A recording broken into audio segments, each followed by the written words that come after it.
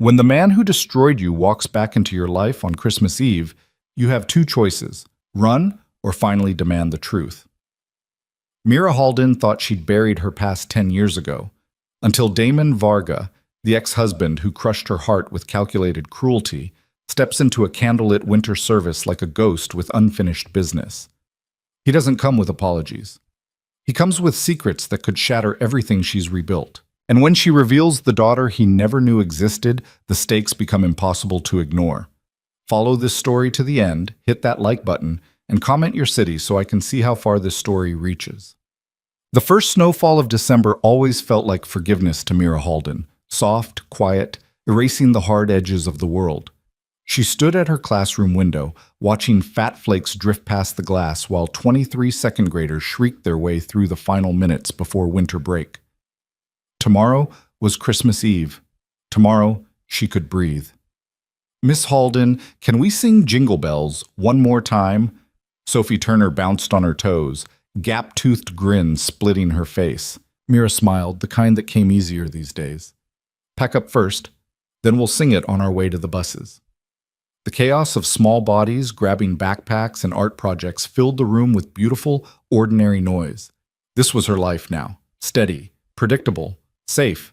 She taught music to elementary students in a town small enough that everyone knew her name, but kind enough not to ask too many questions about the years before she'd arrived. She had a daughter, a modest apartment above the bakery on Main Street, and a routine that kept the past exactly where it belonged, locked away.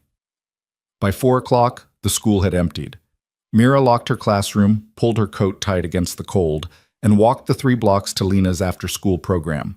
Her daughter sat cross-legged on the floor, organizing a collection of rocks by size, with the serious focus of a tiny scientist. "Ready, Bug?" Mira asked. Lena looked up, dark eyes bright. "Can we get hot chocolate?" It's practically a law on the day before Christmas Eve. They walked hand in hand down Main Street, past windows strung with lights and wreaths tied with red velvet bows. The town dressed itself up like a greeting card every December, and Mira had learned to let herself enjoy it without waiting for the other shoe to drop. Lena chattered about her friend's new kitten, about the rock she'd found that might be quartz, about whether reindeer could actually fly, or if it was just a really good story. "I think it's magic," Mira said, pushing open the door to the cafe. The good kind. They ordered their drinks and claimed a corner table. Lena pulled out a library book about geology, and Mira watched her daughter's face, so focused, so fearless, and felt the familiar ache of gratitude mixed with grief. Lena had her father's eyes. Dark, intense, impossible to lie to. But she had Mira's stubbornness, her practicality, her refusal to accept things just because someone said so. She had no idea her father existed. Mira had told herself it was protection. Damon Varga had made it brutally clear he wanted nothing to do with her. The divorce papers had arrived 6 weeks after their wedding, delivered by a lawyer who'd looked at her with something close to pity. No explanation. No conversation, just a cold legal dissolution and a check large enough to feel like an insult. She'd been 23, pregnant, and shattered. So she'd taken the money, left the city, and built a life where Damon Varga was just a name that didn't matter anymore. Lena knew her father wasn't in the picture. She'd asked questions when she was younger. Why didn't she have a dad like other kids? And Mira had answered honestly.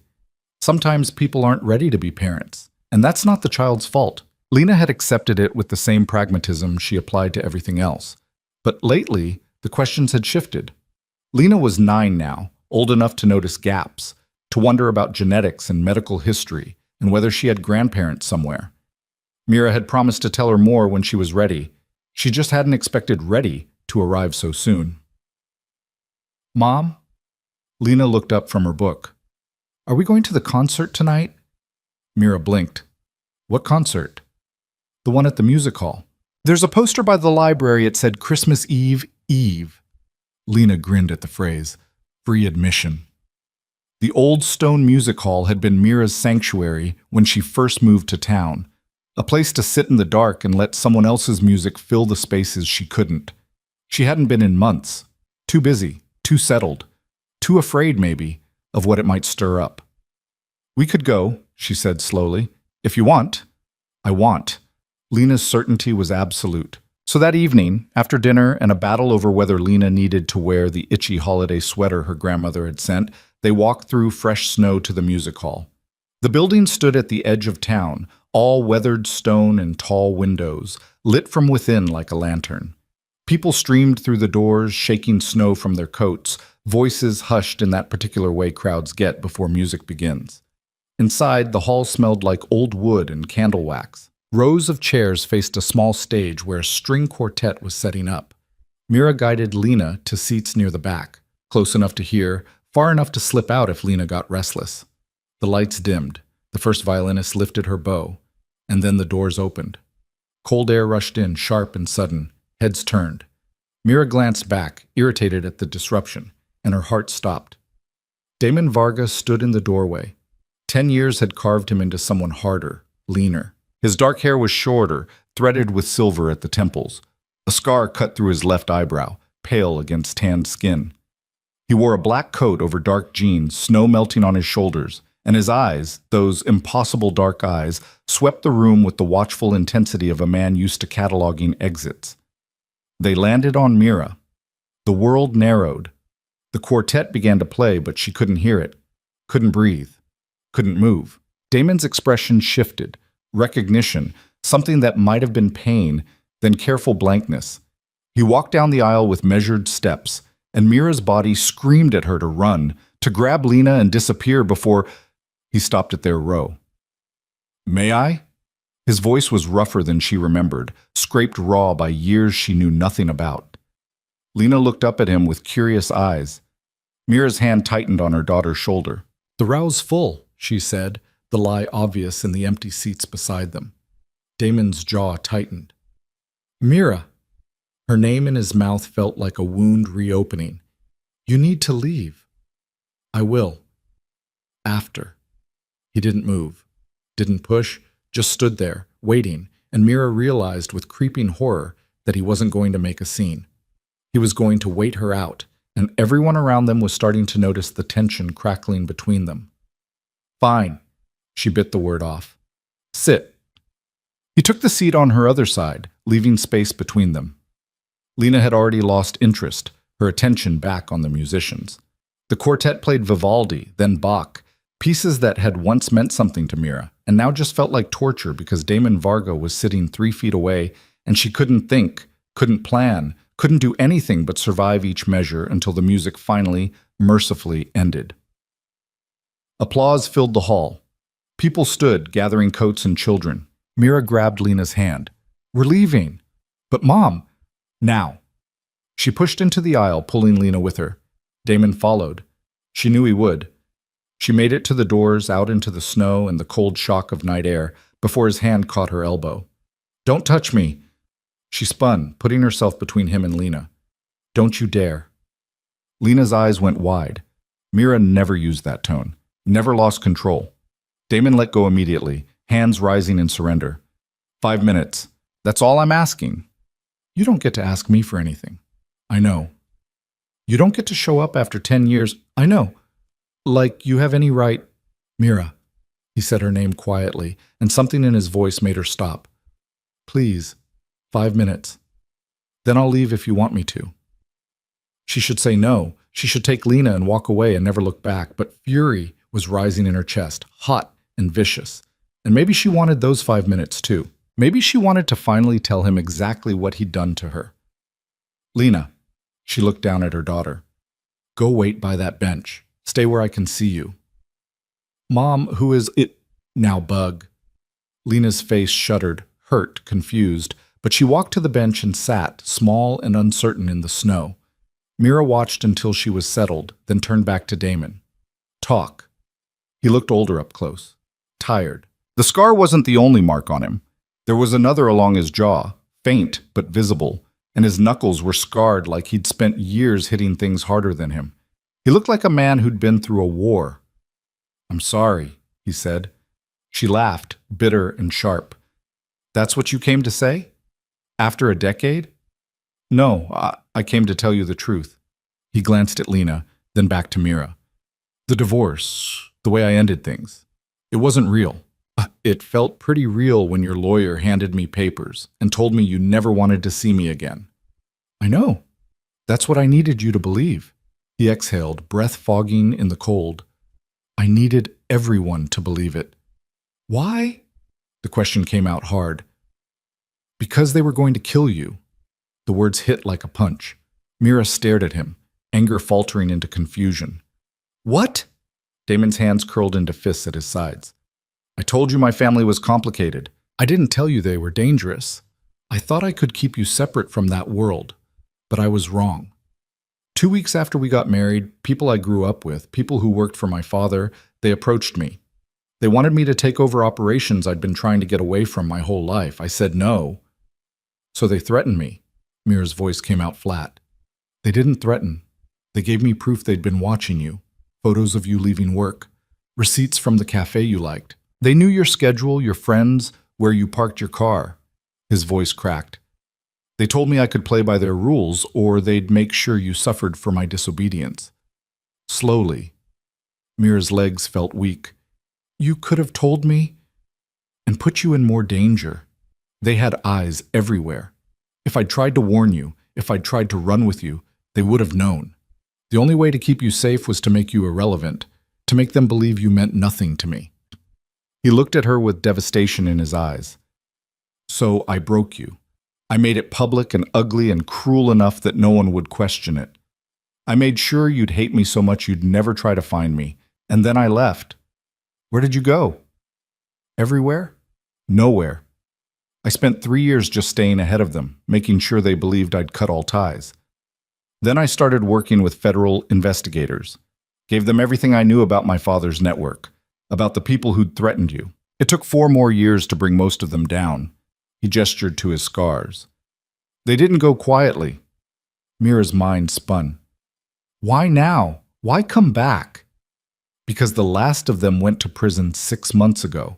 Because I've spent a decade making sure you were safe, and I finally have proof you are. Because...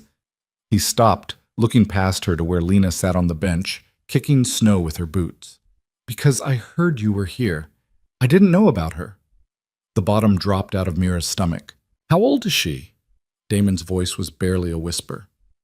Mira could lie, should lie, but she was so tired of lies, even the ones meant to protect. 9. She watched him do the math, watched his face go pale. You were pregnant. It wasn't a question. When I left, you were 6 weeks. I didn't know yet. Her voice shook. I found out a month after you destroyed me. I tried to find you. I called every number I had. I went to your apartment and it was empty. Your lawyer told me you'd left instructions not to be contacted for any reason. Tears burned her eyes, furious and hot. So I had her alone. I raised her alone. You don't get to show up now, and I'm not asking for forgiveness. Damon's voice was raw. I'm not asking to be her father. He pressed his hands to his face, and when he lowered them, there were tears on his cheeks. I just wanted you to know the truth, that leaving you was the worst thing I've ever done, that I've thought about you every single day, that if I could go back, you can't. Mira's voice broke. You can't go back. You can't fix this. I know. They stood in the snow, 10 years of pain between them, while Lena watched from the bench with worried eyes. Mira wanted to scream, wanted to hit him, wanted to collapse and let someone else carry this for once. Instead, she straightened her spine and made herself look at him, really look at him, at the scars and the exhaustion and the way he held himself like a man who'd already accepted he deserved nothing. Her name is Lana, she said quietly. She's smart, practical. She collects rocks and asks questions about everything. She's never asked about you because I told her you weren't ready to be a father. I didn't tell her you were cruel. I just told her some people aren't built for it. Damon flinched like she'd struck him. But she's been asking more lately, wanting to know about her family, her history, and Mira's voice wavered. I don't know what to tell her anymore. Tell her the truth. Damon looked at her with quiet devastation. That I was a coward who chose the wrong way to keep her safe, that I don't deserve to know her, but that if she ever wanted to meet me, I would spend the rest of my life proving I've changed. Have you? The question came out sharp. Changed? I don't know. I'm trying. He pulled something from his pocket, a business card. I bought a building on Oak Street. I'm opening a bookshop, somewhere quiet, clean. The opposite of everything I grew up in. He held out the card. If you ever want to talk, if she ever wants to, I'll be there. Mira took the card, her fingers numb. And if we don't? Then I'll stay away. I promise. He stepped back, snow crunching under his boots. I'm sorry, Mira, for all of it. He turned to walk away, and Mira should have let him go. Should have taken Lena home and locked the door and pretended this night had never happened. But something in her cracked, the part that had carried this alone for so long, and words tumbled out before she could stop them. She plays piano. Damon stopped. She's been taking lessons for 2 years. She's good, really good. Mira's voice shook. She has your eyes, your focus, the way you used to look at things like you could see through them. A sob caught in her throat. She deserved to know you. Damon turned back and the look on his face was pure anguish. Can I meet her? Not now. Whenever you think it's right. If you think it's right. Mira looked at Lena, who'd stood up from the bench and was watching them with that too sharp gaze that missed nothing. I need to think about it. Of course. And if I say yes, there are rules. You don't get to walk back into her life and break her heart. You don't get to make promises you can't keep. You don't get to be anything less than honest. I won't be. I mean it, Damon. She's everything to me. If you hurt her, I won't. His voice was steady, absolute. I swear on everything I have left, I won't hurt her. Mira nodded slowly, then walked back to Lena. Her daughter looked up at her with questions in her eyes, so many questions, and Mira knew she couldn't avoid them anymore. Bug, she said gently, kneeling in the snow. That man I was talking to, his name is Damon. She took a breath. He's your father. Lena's eyes went wide. She looked past Mira to where Damon stood, still and careful in the falling snow. Then back to her mother. The one who wasn't ready. Yes. Is he ready now? The question was so simple, so direct, and Mira didn't have an answer. She looked back at Damon, who stood with his hands in his pockets, watching them like they were something precious he'd lost and found again. I don't know, Bug, but I think we should find out. Lena considered this with her usual seriousness. Then she stood, brushed snow off her jeans, and walked toward Damon with the fearless curiosity of a child who'd never learned to be afraid of strangers.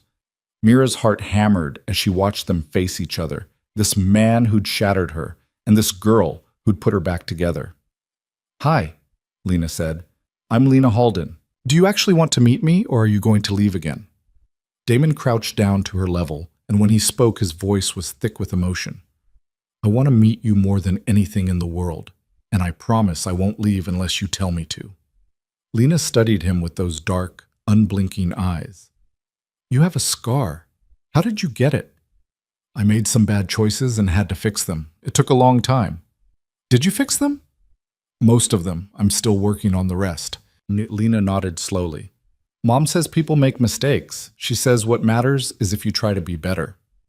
Your mom is right. She usually is. Lena glanced back at Mira, then at Damon. I have questions. A lot of questions. I'll answer every one. Even the hard ones? Especially the hard ones. Lena seemed to weigh this, then stuck out her hand like a tiny business person. Okay, you can meet me, but if you lie or break promises, I'll tell you to leave and you have to go. Deal? Damon took her small hand in his scarred one, and something in his expression cracked open. Deal. They shook on it, solemn and strange in the snow, while Mira watched and tried not to cry. This wasn't forgiveness. It wasn't redemption. It was just the beginning of something impossible and terrifying and maybe, just maybe, necessary. Can we go home now? Lena asked, practical as ever. It's cold. Mira nodded, not trusting her voice. Damon stood, looking between them like he wasn't sure if he was allowed to stay or expected to go. The bookshop, Mira said finally. When is it opening? 2 weeks. Right after New Year's. We'll come see it, if Lena wants to. I want to, Lena said immediately. I like bookshops. Damon's smile was fragile, disbelieving. Then I'll be there. He stepped back, giving them space. Mira took Lena's hand and started walking, but after a few steps, Lena pulled free and ran back to Damon. "You should know," she said seriously, "I collect rocks. If you want to talk to me, you should learn about geology." Then she ran back to Mira, leaving Damon standing in the snow with wonder on his face. They walked home through the quiet streets, snow falling soft and steady. Lena was uncharacteristically quiet, processing. Mira didn't push. When they reached their apartment, Lena went straight to her room, and Mira stood in the kitchen, shaking. The business cards sat on the counter. Varga and Company Books. Opening January 2025. 10 years ago, Damon Varga had destroyed her. Tonight, he'd asked for a chance to build something new.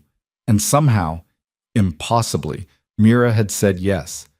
She didn't know if it was forgiveness or foolishness, didn't know if he'd really changed or if this would shatter them all over again. But she knew one thing with absolute certainty. Lena deserved the truth. Deserved the chance to know her father if he was willing to show up and do the work. And if he broke his promises, Mira would make sure he understood exactly what he'd lost. She picked up the card, traced the embossed letters with her thumb, and whispered into the empty kitchen, "Don't make me regret this." Outside, the snow kept falling, and somewhere across town, Damon Varga stood in an empty storefront surrounded by boxes of books, crying for the daughter he'd just met and the woman he'd never stopped loving. The next morning was Christmas Eve. Mira woke to find Lena already dressed, sitting at the kitchen table with a notebook open in front of her.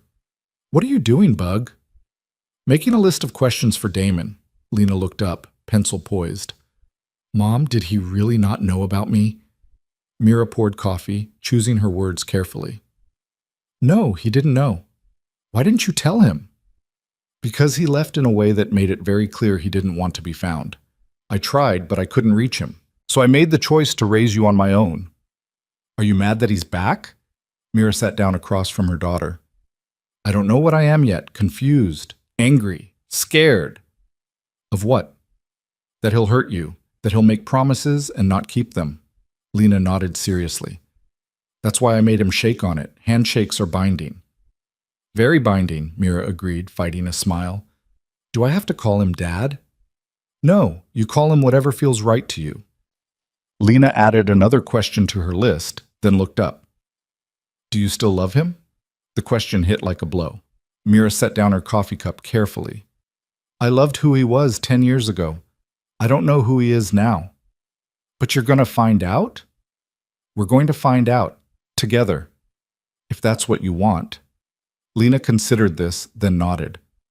"I want to know if he's a good person, and if he knows anything about igneous rocks." They spent Christmas Eve quietly, baking cookies, watching movies, pretending everything was normal even though it wasn't. Mira's phone buzzed once, a text from an unknown number. "Thank you for giving me a chance. I won't waste it. D." She didn't respond, didn't know how. That night, after Lena was asleep, Mira stood at her window and looked out at the snow-covered street. Tomorrow was Christmas. The day after, they'd go back to their regular life. School, work, routine. But in 2 weeks, they'd walk into a bookshop and see if Damon Varga was the man he claimed to be. And Mira would finally have to decide if she could forgive him, not for leaving, but for coming back. The snow fell, the town slept, and somewhere in the dark, a man who'd spent 10 years running was finally standing still. The morning after Christmas, Mira woke to sunlight streaming through her bedroom window and the sound of Lena's voice drifting from the kitchen. For a moment, she let herself believe everything was normal, that yesterday had been just another quiet holiday, that Damon Varga was still a ghost she'd successfully buried. Then she heard what Lena was saying. "No, igneous rocks form from cooled magma. Metamorphic rocks are different. They change under heat and pressure." Mira sat up, heart pounding. She pulled on her robe and walked into the kitchen to find Lena sitting at the table with her phone propped against the sugar bowl, video call active. On the screen, Damon sat in what looked like an unfinished room, surrounded by boxes and bare walls. "Mom!" Lena looked up, excited. "Damon called to say Merry Christmas, and I'm teaching him about rocks." Mira's mouth went dry. She moved closer, and Damon's face came into focus on the small screen. He looked tired, but his expression softened when he saw her. "I'm sorry. he said immediately. I should have asked before calling. I just wanted to. I wasn't trying to overstep.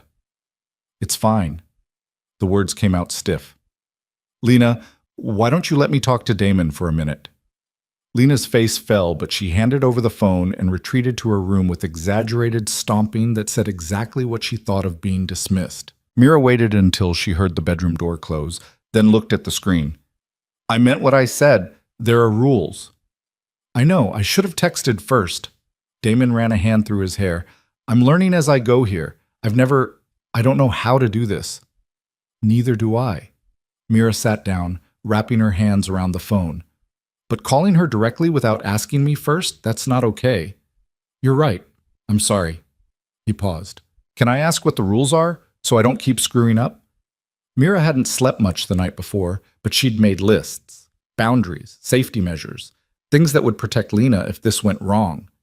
You don't call or text her without clearing it with me first. You don't make plans with her that I haven't approved. You don't buy her things to make up for lost time. She doesn't need guilt gifts. She needs consistency. And you don't lie to her, ever, even if the truth is hard. Damon nodded slowly. Okay. Anything else? Yes. You tell me what you're doing now, not the sanitized version, the real one, because if you're still involved in anything dangerous, this ends before it starts. His jaw tightened. I'm opening a bookshop. That's it. No side businesses, no connections to my old life. I've been clean for 6 years. What does clean mean? It means the last time I touched anything illegal was when I was working with federal investigators to take down the network my father built. Since then, I've been rebuilding. I bought the building on Oak Street with money I earned legitimately. I've been doing construction work, security consulting for companies that need to vet their systems. Nothing glamorous, nothing dangerous. Mira studied his face, looking for the tells she'd learned to read when they were married. The way his left eye twitched when he was hiding something. The way his voice went flat when he was lying. She saw exhaustion and anxiety and desperate honesty, but no deception. Show me, she said. Show you what? The bookshop, right now. Walk me through it. Damon stood without hesitation, and the camera swung as he moved through the space. Bare wooden floors, exposed brick walls, tall windows that let in winter light. Boxes everywhere, labeled in neat handwriting. Fiction. A to C, poetry, children's, history. A ladder leaned against empty shelves. Paint cans sat in one corner next to drop cloths. It was a textile warehouse in the 20s, Damon said, his voice slightly muffled as he walked. Sat empty for 15 years. I got it for a fraction of what it's worth because no one wanted to do the renovation work. He turned the camera to show a partially constructed reading nook, built-in shelves taking shape along the walls. I'm doing most of the work myself. It keeps me busy. When did you buy it? 8 months ago. Before I knew you were here. Before I knew about Lena. He paused. I chose this town because it was small and quiet and far enough from everything I used to be. I didn't know you'd made the same choice. Mira's throat tightened. That's a hell of a coincidence. Yeah, his voice was rough. It is. He showed her the rest, the small office in back, the bathroom he was still tiling, the kitchen area where he planned to serve coffee. It looked like exactly what he'd said, a man trying to build something clean and simple from scratch. Can I ask you something? Damon turned the camera back to his face. Why did you choose this town? Because no one here knew me. Because I could start over without people asking questions about where my husband went or why I was raising a baby alone. She met his eyes through the screen. Because it was far enough from the city that I felt safe. From me? From everything. She paused. I needed to disappear too. They sat in silence for a moment, connected by pixels and distance and 10 years of damage. The bookshop opens January 7th, Damon said finally. You said you'd come see it. Does that still stand? Mira thought about Lena's list of questions, about the careful hope in her daughter's eyes when she'd shaken Damon's hand in the snow. Yes, but we're setting ground rules first. You, me, and Lena, together. She gets a say in how this goes. When? Tonight, 6 o'clock. There's a diner on Main Street across from the bakery. Meet us there. Damon's expression shifted. Relief, anxiety, gratitude all at once. I'll be there. And Damon, don't call Lena again without asking me first. I won't. I promise. She ended the call and sat staring at the blank screen. From her bedroom, she heard Lena's door crack open. Is he in trouble? Her daughter asked, hovering in the hallway. No, Bug, but there are rules about talking to you, and he needs to follow them. Lena came into the kitchen and climbed into the chair across from Mira. Are you scared of him? The question caught Mira off guard. No, not scared, just careful. Because he left? Because he left, and because I don't know if he'll stay, and I don't want you to get hurt if he leaves again. Lena picked at a loose thread on her pajama sleeve. He said he wouldn't leave unless I told him to. I know, but people say a lot of things. Do you think he's lying? Mira wanted to say yes, wanted to protect her daughter from the possibility of disappointment. But Lena was staring at her with those two perceptive eyes, and Mira had promised herself she'd never lie to this child. I don't know yet. That's what we're going to find out. That evening, Mira and Lena walked to the diner through slush-covered streets. Holiday lights still glowed in shop windows, but the frantic energy of Christmas had faded into the quiet lull between celebrations. The diner was warm and bright, chrome and red vinyl booze, the smell of coffee and frying onions. Damon was already there, sitting in a corner booth with his back to the wall, old habits Mira realized from a life spent watching exits. He stood when he saw them, uncertain and formal in dark jeans and a gray sweater that made his eyes look even darker. Hi, Lena said, sliding into the booth across from him. I brought my questions. She pulled out the notebook, now filled with 3 pages of careful handwriting. Damon looked at it, then at Mira, something close to panic crossing his face. It's okay, Mira said, sitting beside Lena. She warned you. A waitress appeared, and they ordered hot chocolate for Lena, coffee for the adults, a basket of fries to share. When she left, Lena opened her notebook and fixed Damon with a serious stare. First question. Why did you leave my mom? Mira's chest tightened.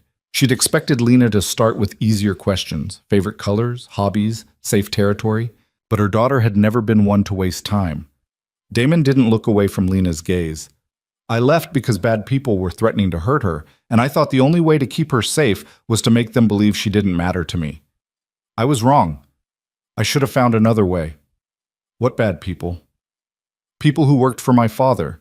People who did illegal things and wanted me to help them keep doing those things. Like what things? Mira started to interrupt. This was too much for a 9-year-old, but Damon shook his head slightly. They hurt people who didn't pay them money. They sold things that weren't theirs to sell. They made people afraid so they could stay in power. He paused. My father built that world, and when he died, they wanted me to run it. I said no. So they went after your mother. Lena absorbed this, pencil poised over her notebook. Did you go to jail? No. I helped the police catch the people who were doing bad things. That's why it took so long. I had to make sure they all went to jail so your mother would be safe. Are they still in jail? Yes, the last one was sentenced 6 months ago. Good. Lena made a note. Second question. Do you have other kids? No, you're my only child. Do you want other kids? Damon's voice went soft. I want to be a father to you if you'll let me. That's all I want. Lena studied him, then flipped to the next page. Third question. What's your favorite book? The shift was so abrupt that Damon blinked. Mira almost smiled. This was pure Lena, testing in unexpected ways. East of Eden, Damon said after a moment. By John Steinbeck. What's it about? Brothers who make different choices. Good and evil and whether people can change. Can they? I hope so. The waitress returned with their order and Lena took a long sip of hot chocolate, leaving a foam mustache on her upper lip. Damon's expression softened watching her, and Mira felt something crack in her chest, anger and grief, and the terrible recognition that this man was looking at their daughter with the same wonder she'd felt the first time she'd held Lena in her arms. Fourth question, Lena continued, wiping her mouth. What kind of music do you like? I don't listen to much music anymore. I used to like jazz. Miles Davis, John Coltrane. Mom teaches music. She plays piano. I know, I remember. Damon's eyes flicked to Mira. She played Chopin when we first met, Nocturne in E-flat major. Mira's breath caught. She'd forgotten he remembered that. Forgotten that version of herself who'd played for him in her tiny apartment, windows open to summer heat, his hands on her waist as she stumbled through the measures. Do you play anything? Lena asked. No, I never learned. You should. Mom says music makes you understand feelings better. Your mom is probably right about that. They worked through more questions. His favorite food, whether he liked dogs or cats, if he believed in aliens. Safe questions that let Lena map the stranger across from her, turning him into something knowable. Damon answered each one with careful honesty, never deflecting, never making himself sound better than he was. Finally, Lena reached the last page and looked up. I have one more question, but it's for both of you. Mira tensed. Okay. Are you going to get married again? The question landed like a bomb. Damon froze, coffee cup halfway to his mouth. Mira felt heat flood her face. No, she said quickly. Bug, this isn't about that. This is about you and Damon getting to know each other. But you were married before. A long time ago. Things are different now. Lena looked between them, clearly unsatisfied with the answer. Do you still love each other? Lena, it's okay. Damon set down his cup. It's a fair question. He looked at Lena directly. I never stopped loving your mother, but love isn't always enough. Sometimes you hurt people so badly that love doesn't fix it. I hurt her. And even if she could forgive me, which she doesn't have to, that doesn't mean we'd get back together. Lena turned to Mira. Do you still love him? Mira's throat was tight. I loved who he was 10 years ago. I don't know who he is now. So you need to find out? Yes. Okay. Lena closed her notebook with finality. Then here are my rules. You both have to be honest with me. You don't fight in front of me. If you decide you can't be friends, you tell me, so I'm not surprised. And Damon has to prove he's staying before I decide if I want to call him Dad. Mira stared at her daughter, torn between pride and heartbreak at how grown up she sounded. Damon's voice was rough when he spoke. Those are good rules. I agree to all of them. Me too, Mira said softly. Good. Lena picked up a French fry. Can we go see the bookshop now? Mira blinked. Now? You said we'd go, and it's right down the street. Lena looked at Damon. Is that okay? Yes. If your mom says it's okay. Mira wanted to say no. Wanted to slow this down, maintain control, keep safe boundaries between her daughter and this man who'd shattered her life. But Lena was looking at her with pleading eyes, and Mira was so tired of being the one who decided everything alone. Okay, but just for a little while. They paid the check and walked through the cold evening air to Oak Street. The building stood 3 stories tall, its stone facade softened by warm light spilling from the large front windows. Damon unlocked the door and ushered them inside, flipping switches that brought the space to life. Lena gasped. It's so big! 1,500 square feet on this floor, office and storage upstairs. Damon watched Lena wander between the boxes, running her hands along the empty shelves. It'll look better when it's finished. I think it looks good now, Lena said. She stopped in front of a section marked children's books and looked back at him. Will you have books about rocks? I'll have whatever books you think I should have. Her face lit up. Really? Really? You can help me pick them out if you want. Mira watched them, this impossible scene, her daughter and the man who'd walked away talking about geology books in an unfinished shop like they were building something together. She felt unmoored, caught between the past and whatever this was becoming. Mom, look! Lena had found the reading nook, the built-in shelves almost complete, a window seat cushioned with fabric that looked handmade. Can I sit here? Sure, Bug. Lena climbed into the nook and curled up, small against the tall windows. Through the glass, Main Street glowed with lights, peaceful and safe. Damon stood a few feet away, hands in his pockets, watching Lena with an expression that made Mira's chest ache. You built this yourself? She asked quietly. Most of it. I hired help for the electrical and plumbing, but the shelves, the nook, the refinished floors, that was me. Why a bookshop? Because books were the only thing that made sense when I was a kid. When everything else was violent and unpredictable, I could disappear into stories. I thought maybe I could give other people that same escape. Mira looked around the space, at the careful construction, the thoughtful layout, the way everything was designed to feel welcoming and safe. It's good. What you're building here. Thank you. They stood in awkward silence until Lena called out from the window seat. Damon, do you live upstairs? I do. It's not much. Just one room and a bathroom, but it's enough. Can we see it? Lena, Mira said sharply. That's his private space. It's okay. Damon looked at Mira. If you're comfortable with it. Mira hesitated, then nodded. They climbed narrow stairs to the second floor, where a door opened into a single large room. A bed in one corner, neatly made. A small kitchenette. A desk covered in papers and blueprints. Boxes still unpacked against the walls. What struck Mira most was how empty it felt. Not physically, but emotionally. No photographs. No personal touches. Just functional furniture and the bare minimum needed to exist. Lena wandered to the desk and picked up a book sitting there. You're reading about rocks? Damon's ears went slightly red. I told you I'd learn. Lena beamed at him, and Mira felt something shift in her chest. Not forgiveness, not yet, but the first crack in the wall she'd built around her heart. They stayed for another hour. Lena asked questions about the renovation, about which books would go where, about whether there would be a section for poetry. Damon answered everything with careful attention, never dismissing her ideas, treating her thoughts like they mattered. When Mira finally said they needed to go home, Lena hugged Damon goodbye without hesitation. He stood very still, arms coming up slowly to return the embrace, his face a mixture of joy and devastation. Can we come back? Lena asked as they reached the door. Whenever your mom says it's okay. Lena looked at Mira hopefully. Can we come back this weekend? I want to help organize the children's section. Mira glanced at Damon, who was very carefully not pushing, just waiting. We'll see.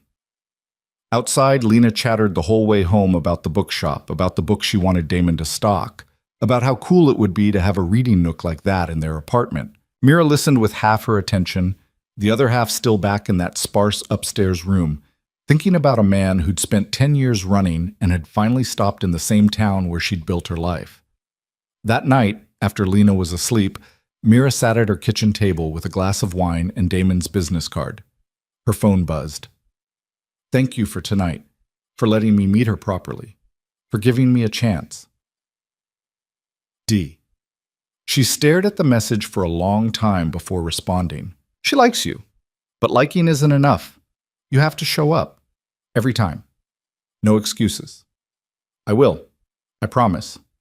Don't promise. Just do it. Okay. She set the phone down and closed her eyes. This was terrifying. Letting him back into their lives, watching Lena open her heart to someone who'd already proven he could walk away. But the alternative, keeping Lena from knowing her father out of fear, felt like its own kind of damage.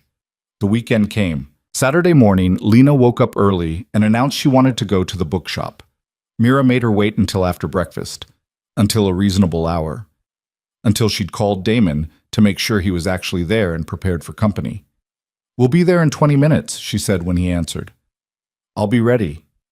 He was waiting by the door when they arrived, and Mira noticed he'd cleaned up, freshly showered, newer clothes, an attempt at making himself presentable. Lena ran past him to the children's section and started pulling books from boxes, organizing them by category with intense focus. She's always like this? Damon asked, watching her work. Always. When she's interested in something, she commits completely. She gets that from you. Mira shot him a look. You don't know what I'm like anymore. No, but I remember. You learned music the same way, all in, no half measures. That was a long time ago. Doesn't mean it's not still true. Mira didn't have an answer for that, so she walked over to help Lena sort books. They worked together, the three of them, falling into an easy rhythm. Damon took Lena's direction without question, moving books where she wanted them, asking her opinion on placement, treating her like a partner in the work. Around noon, he disappeared upstairs and came back with sandwiches and lemonade. They ate sitting on the floor, surrounded by books and boxes, and it felt almost normal, like a family spending a Saturday together. Except they weren't a family. They were three people trying to figure out if they could build something from the wreckage of the past. "I have a piano," Damon said suddenly. "Upstairs. It's old and probably needs tuning, but it works." I thought, if you ever wanted to play, Mira's heart stuttered. "Where did you get a piano?" "It was in the building when I bought it. Previous owner left it behind. I was going to sell it, but..." He stopped. "I couldn't." Lena perked up. "Mom should play something." "I don't think..." "Please, Mom, you never play anymore." It was true. Mira had stopped playing shortly after Lena was born, too exhausted and heartbroken to find music in herself. She taught it, guided children through scales and simple melodies, but she hadn't played for herself in years. "I'm out of practice." "I don't care," Lena said. "I want to hear you." Mira looked at Damon, who said nothing, just waited. And maybe it was the wine from last night still loosening her defenses, or maybe it was the way Lena was looking at her with such hope, but she found herself nodding. "Okay, just one piece." They went upstairs. The piano sat in the corner of Damon's sparse room, an old upright with yellowed keys and chipped finish. Mira sat on the bench, hands hovering over the keyboard, and felt the past 10 years pressing down on her shoulders. She started with Chopin, not the nocturne Damon had remembered, but something darker, more complex. Ballade No. 1 in G minor. Her fingers found the notes, rusty at first, then more certain. The music filled the room, angry and beautiful and full of everything she hadn't let herself feel. Lena sat on the floor, entranced. Damon stood by the window, very still. Mira played through the cascading runs, the furious passages, the moments of fragile beauty between storms. When she finished, her hands were shaking. "That was amazing," Lena breathed. Mira stood abruptly. "We should go. It's getting late." "But Mom..." "Lena, now." Her daughter recognized the tone and didn't argue. They gathered their things and headed for the door. Damon followed them down. "Thank you for coming," he said quietly.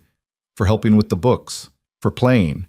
Mira nodded, not trusting her voice. As they stepped outside, Damon caught her elbow gently. "I shouldn't have asked you to play. I'm sorry." "It's fine." "It's not. I could see it upset you." She pulled her arm away. "You don't get to read me anymore. You don't get to know what upsets me." "You're right. I'm sorry." They stood in the cold, Lena already halfway down the street, and Mira felt tears burning behind her eyes. "That piece," she said roughly, "I learned it after you left. I played it when I was so angry I couldn't breathe. When I was pregnant and scared and completely alone. And I haven't touched it since Lena was born because it reminds me of the worst time of my life." Damon's face went pale. "I'm sorry. I didn't know. I never would have." "You didn't know a lot of things. And that's the problem." She wiped her eyes roughly. "You can't just show up and expect everything to be okay. You can't ask me to play music or remember who we were or pretend like the last 10 years didn't happen. I'm not pretending. I know what I did. I know what I took from you." "Do you?" "Because I don't think you understand what it was like, being pregnant and alone. Having strangers ask where my husband was and having to lie because the truth was too humiliating. Raising a child who asked about her father and having to tell her he didn't want us." "I'm so sorry." "Sorry doesn't fix it, Damon. Sorry doesn't give me back the years I spent thinking I wasn't enough, that I'd done something wrong, that I was so easy to throw away." Her voice cracked. "Sorry doesn't change the fact that you broke me." He looked at her with devastation in his eyes. "I know, and I would give anything to undo it, but I can't. All I can do is try to be better now, try to show you and Lena that I've changed." "Then prove it.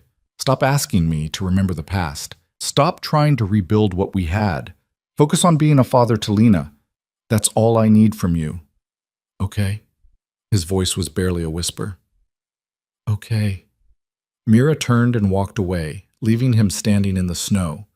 Lena was waiting at the corner, worry creasing her small face. "Are you okay, Mom?" "Yeah, Bug. I'm okay." But she wasn't. That night, alone in her room while Lena slept, Mira cried for the first time in years. For the girl she'd been, for the life she'd lost, for the impossible situation she was in now. Because despite everything, despite the anger and the pain and the fear, part of her still loved Damon Varga, and she hated herself for it. The week between Christmas and New Year's passed in careful distance. Mira threw herself into preparing lesson plans for the spring semester, organizing her classroom, anything to avoid thinking about Damon or the way her hands had trembled on those piano keys. Lena asked twice if they could visit the bookshop again, and both times Mira found excuses: too busy, too cold, maybe next week. On the third day, Lena stopped asking and started watching her mother with quiet, knowing eyes that made Mira feel transparent. New Year's Eve arrived gray and heavy with the threat of snow. Mira had planned to spend it quietly at home, just her and Lena and sparkling cider at midnight. But when she picked Lena up from her friend Sophie's house that afternoon, Sophie's mother caught her at the door. "We're having a little gathering tonight," Jennifer said, her smile warm and genuine. "Just neighbors, nothing fancy. You should come. Bring Lena." Mira started to decline, but Lena was already nodding enthusiastically beside her. "Please, Mom, Sophie says they're going to have fireworks." So that evening, Mira found herself walking 3 blocks through the cold to a house lit up with strings of white lights and the sounds of laughter. Inside, the party was exactly as promised. Neighbors and their children, platters of food on every surface, music playing softly in the background. Safe. Normal. Everything Mira had built her life around. She was helping Lena fill a plate with appetizers when she heard Jennifer's voice rise above the crowd. "Oh, you made it! Come in, don't be shy." Mira turned, already knowing what she'd see. Damon stood in the doorway, snowflakes melting on his dark coat, holding a bottle of wine and looking like he wanted to disappear. His eyes found hers across the room, and she saw the same trapped panic she felt. Jennifer was already pulling him inside, taking his coat, introducing him to people. "This is Damon Varga. He's opening that beautiful bookshop on Oak Street. Damon, this is everyone." Lena lit up when she saw him. "Damon, you're here!" She ran over and grabbed his hand, pulling him toward the food table. Damon let himself be led, his gaze still on Mira, silently asking if this was okay. She gave him the smallest nod and watched as her daughter proudly introduced him to her friends. "This is Damon. He's my dad." The words hit Mira like a physical blow. Her daughter had never called him that before, had specifically said she wanted him to prove himself first. But now she was saying it casually, naturally, like it was a fact she'd always known. Damon crouched down to Lena's level.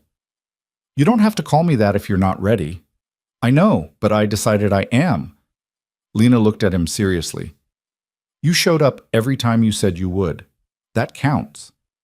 Mira watched Damon's face crack open with emotion, watched him blink back tears as he hugged Lena carefully, like she was something precious he didn't quite believe he was allowed to hold. "Thank you," he said, voice rough. "That means everything to me." The party continued around them. Children ran through the house in packs, adults clustered in conversations, the evening settling into comfortable chaos. Mira kept her distance from Damon, circulating through different groups, but she was always aware of where he was, talking to Mr. Chen from the hardware store, helping Jennifer's husband carry more chairs from the garage, sitting on the floor with a group of kids who were showing him their favorite toys. He fit in easier than she'd expected. People liked him. He was quiet, but not withdrawn, helpful without being intrusive. Several times she caught neighbors asking him about the bookshop, and he answered with genuine enthusiasm, his face lighting up when he talked about the reading programs he wanted to start. Around 9, the children started getting restless with anticipation for midnight. Someone suggested charades, and teams were formed amid groaning and laughter. Lena grabbed Mira's hand and Damon's, pulling them both onto the same team. "We're going to win," she declared with absolute confidence. The game was ridiculous and loud and exactly what Mira needed. She found herself laughing for the first time in days as elderly Mrs. Patterson acted out Jurassic Park with dramatic intensity, as Sophie's father tried to mime Romeo and Juliet and ended up looking like he was having a seizure. When it was Damon's turn, he drew a card, read it, and went pale. Mira saw his hesitation before he started moving, stiff, awkward gestures that were clearly meant to be dancing. "Ballet!" someone shouted. He shook his head, continued the awkward movements. "Dancing with the Stars!" "Footloose!" Damon kept going, adding more elaborate gestures, and Mira suddenly understood. She'd seen him move like that once before, in their tiny apartment, when she'd tried to teach him to dance, and he'd been terrible at it, all sharp edges and self-consciousness.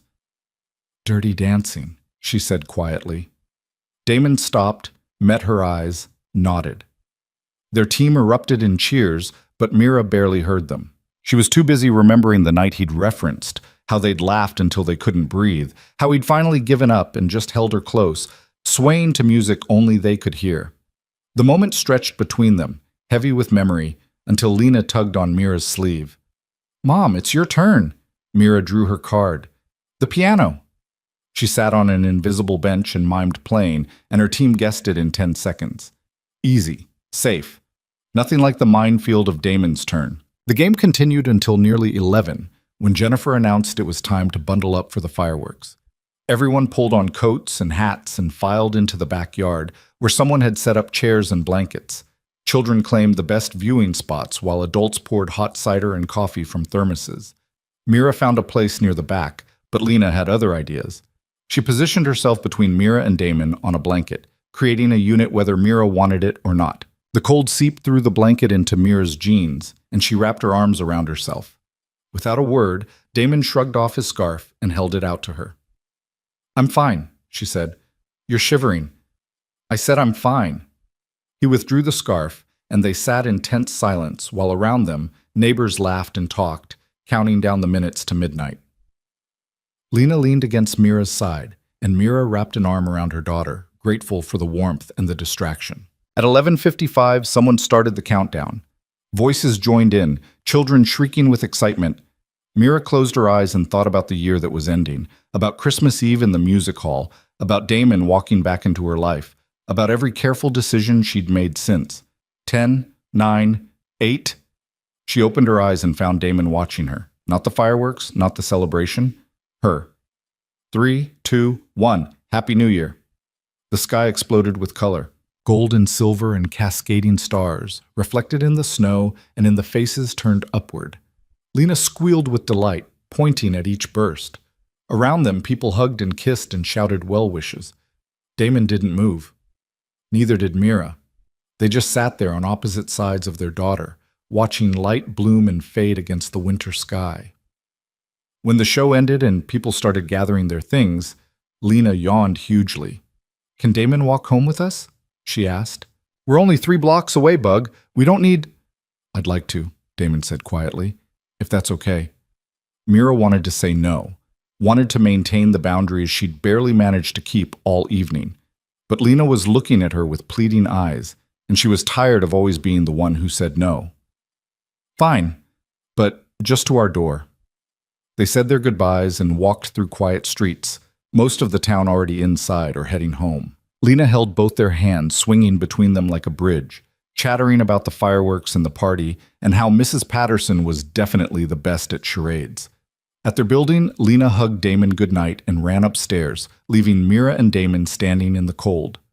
"Thank you for letting me walk you back," he said. "Lena wanted you to." "Still, thank you." He paused. "She called me Dad tonight." "I heard. I wasn't expecting it. I thought it would take longer for her to trust me. Kids are more forgiving than adults." Mira's voice came out harder than she intended. "They haven't learned yet that people leave." Damon flinched. "I'm not going to leave. I know you don't believe that, but it's true. You can't promise that. No one can. I can promise I'll try. That I'll show up every day and do the work." Mira looked at him, really looked at him, and saw exhaustion in the lines around his eyes, determination in the set of his jaw. He looked like a man fighting a battle he knew he might lose. "The bookshop opens next week," she said, "January 7th, 10 a.m. Lena will want to be there." "And you?" Mira's throat tightened. "I don't know." "Okay, that's okay." He stepped back, giving her space. "Happy New Year, Mira." "Happy New Year." She watched him walk away, hands in his pockets, shoulders hunched against the cold. Then she went upstairs to find Lena already in her pajamas, bouncing with residual energy. "That was the best New Year's ever," Lena announced. "Did you have fun?" "It was nice. You and Damon barely talked." "We were at a party, Bug. There were lots of people to talk to." Lena gave her a look that said she wasn't fooled. "Are you still mad at him?" Mira sat on the edge of Lena's bed. It's more complicated than being mad. Why? Because what he did hurt me very badly. And even though I understand why he did it now, that doesn't make the hurt go away. But you're trying to forgive him, right? The question was so earnest, so full of hope, that Mira felt her chest constrict. I'm trying to figure out if I can trust him again. That's different from forgiveness. Do you think you can? I don't know yet. That's what we're all trying to find out. Lena was quiet for a moment, then said, I think he's trying really hard. I think so too. And I think he loves you. The way he looks at you. It's the way you look at me when you think I'm not watching. Mira's breath caught. Bug, it's okay, Mom. I'm not saying you have to love him back. I'm just saying I noticed. Lena yawned again. Can we go to the bookshop opening? Yes, we'll go. Promise? Promise. Satisfied, Lena burrowed under her covers. Mira kissed her forehead and retreated to her own room, where she stood at the window and watched snow begin to fall. Somewhere across town, Damon was in his sparse apartment above an almost finished bookshop, probably lying awake and thinking about the same impossible situation. The week passed in a blur of preparation. Mira returned to teaching, her classroom full of energetic children coming off holiday sugar highs. Lena went back to school, came home each day with new stories about her friends, about what she was learning, about the countdown to the bookshop opening. Damon texted Mira every evening with updates. The delivery of the register, the final inspection passing, the sign being hung above the door. Each message was brief, informative, never pushing for more than she'd given permission for.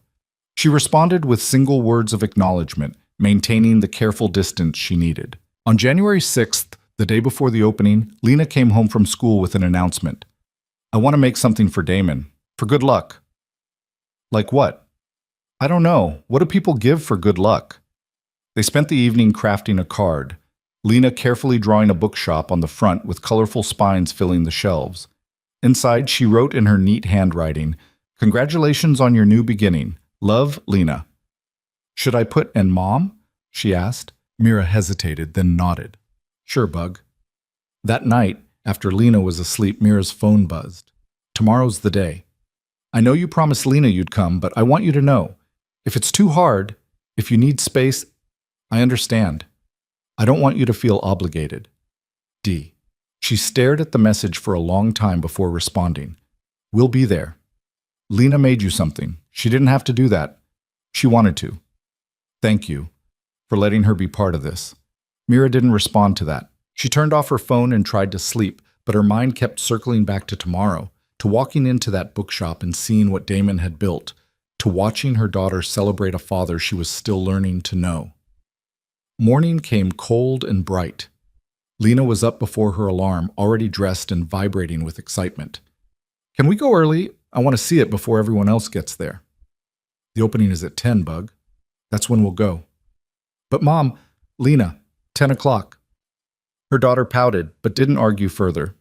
They had breakfast bundled up against the cold and walked to Oak Street at exactly 9:55. Even from a block away, Mira could see the changes. The building looked alive now, lights glowing behind clean windows, the sign above the door reading Varga and Company Books in elegant gold letters. A small crowd had already gathered outside, neighbors, curious townspeople, the local reporter with her camera. Jennifer from the New Year's party waved when she saw them. At precisely 10 o'clock, the door opened. Damon stepped out wearing dark slacks and a gray sweater, nervous energy radiating off him. He saw the crowd and visibly steadied himself. Thank you all for coming, he said, voice carrying in the cold air. I wanted to create a space for this community, somewhere people could discover stories, find quiet, feel welcome. I hope this becomes that place for you. He cut a ribbon Jennifer's husband had strung across the door, and people applauded. Then everyone filed inside, exclaiming over the transformation. The bookshop was beautiful.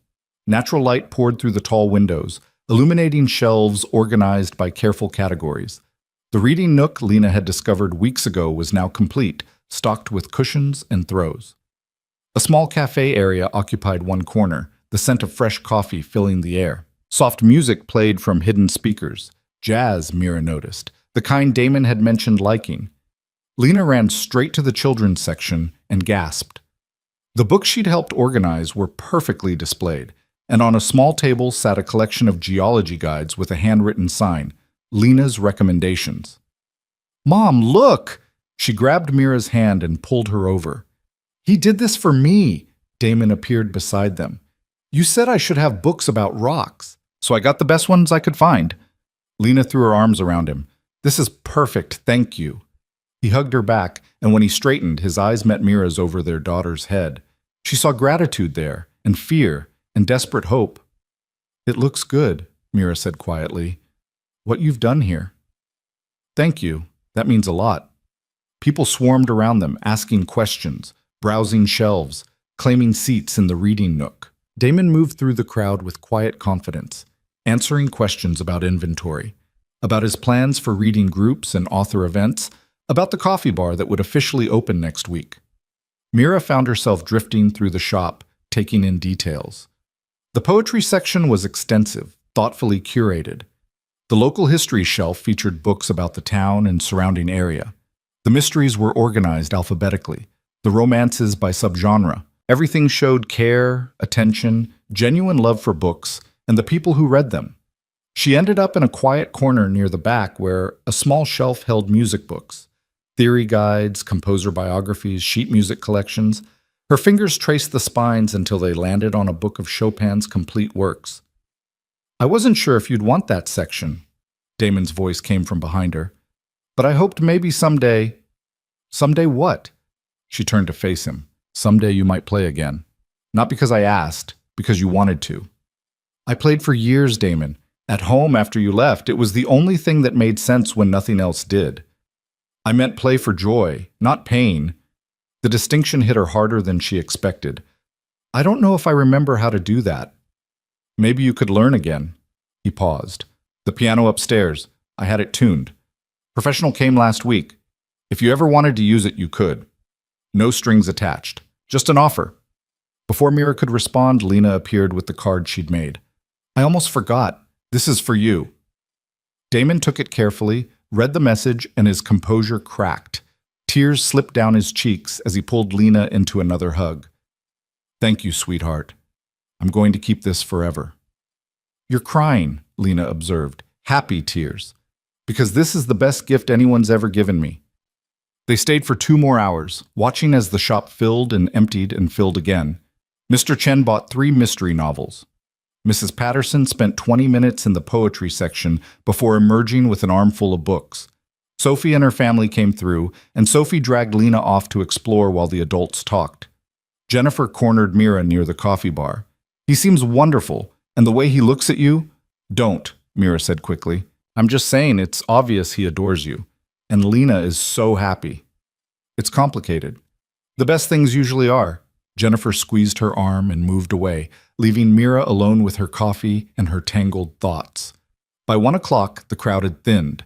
Lena was curled up in the reading nook with a book about volcanoes, completely absorbed.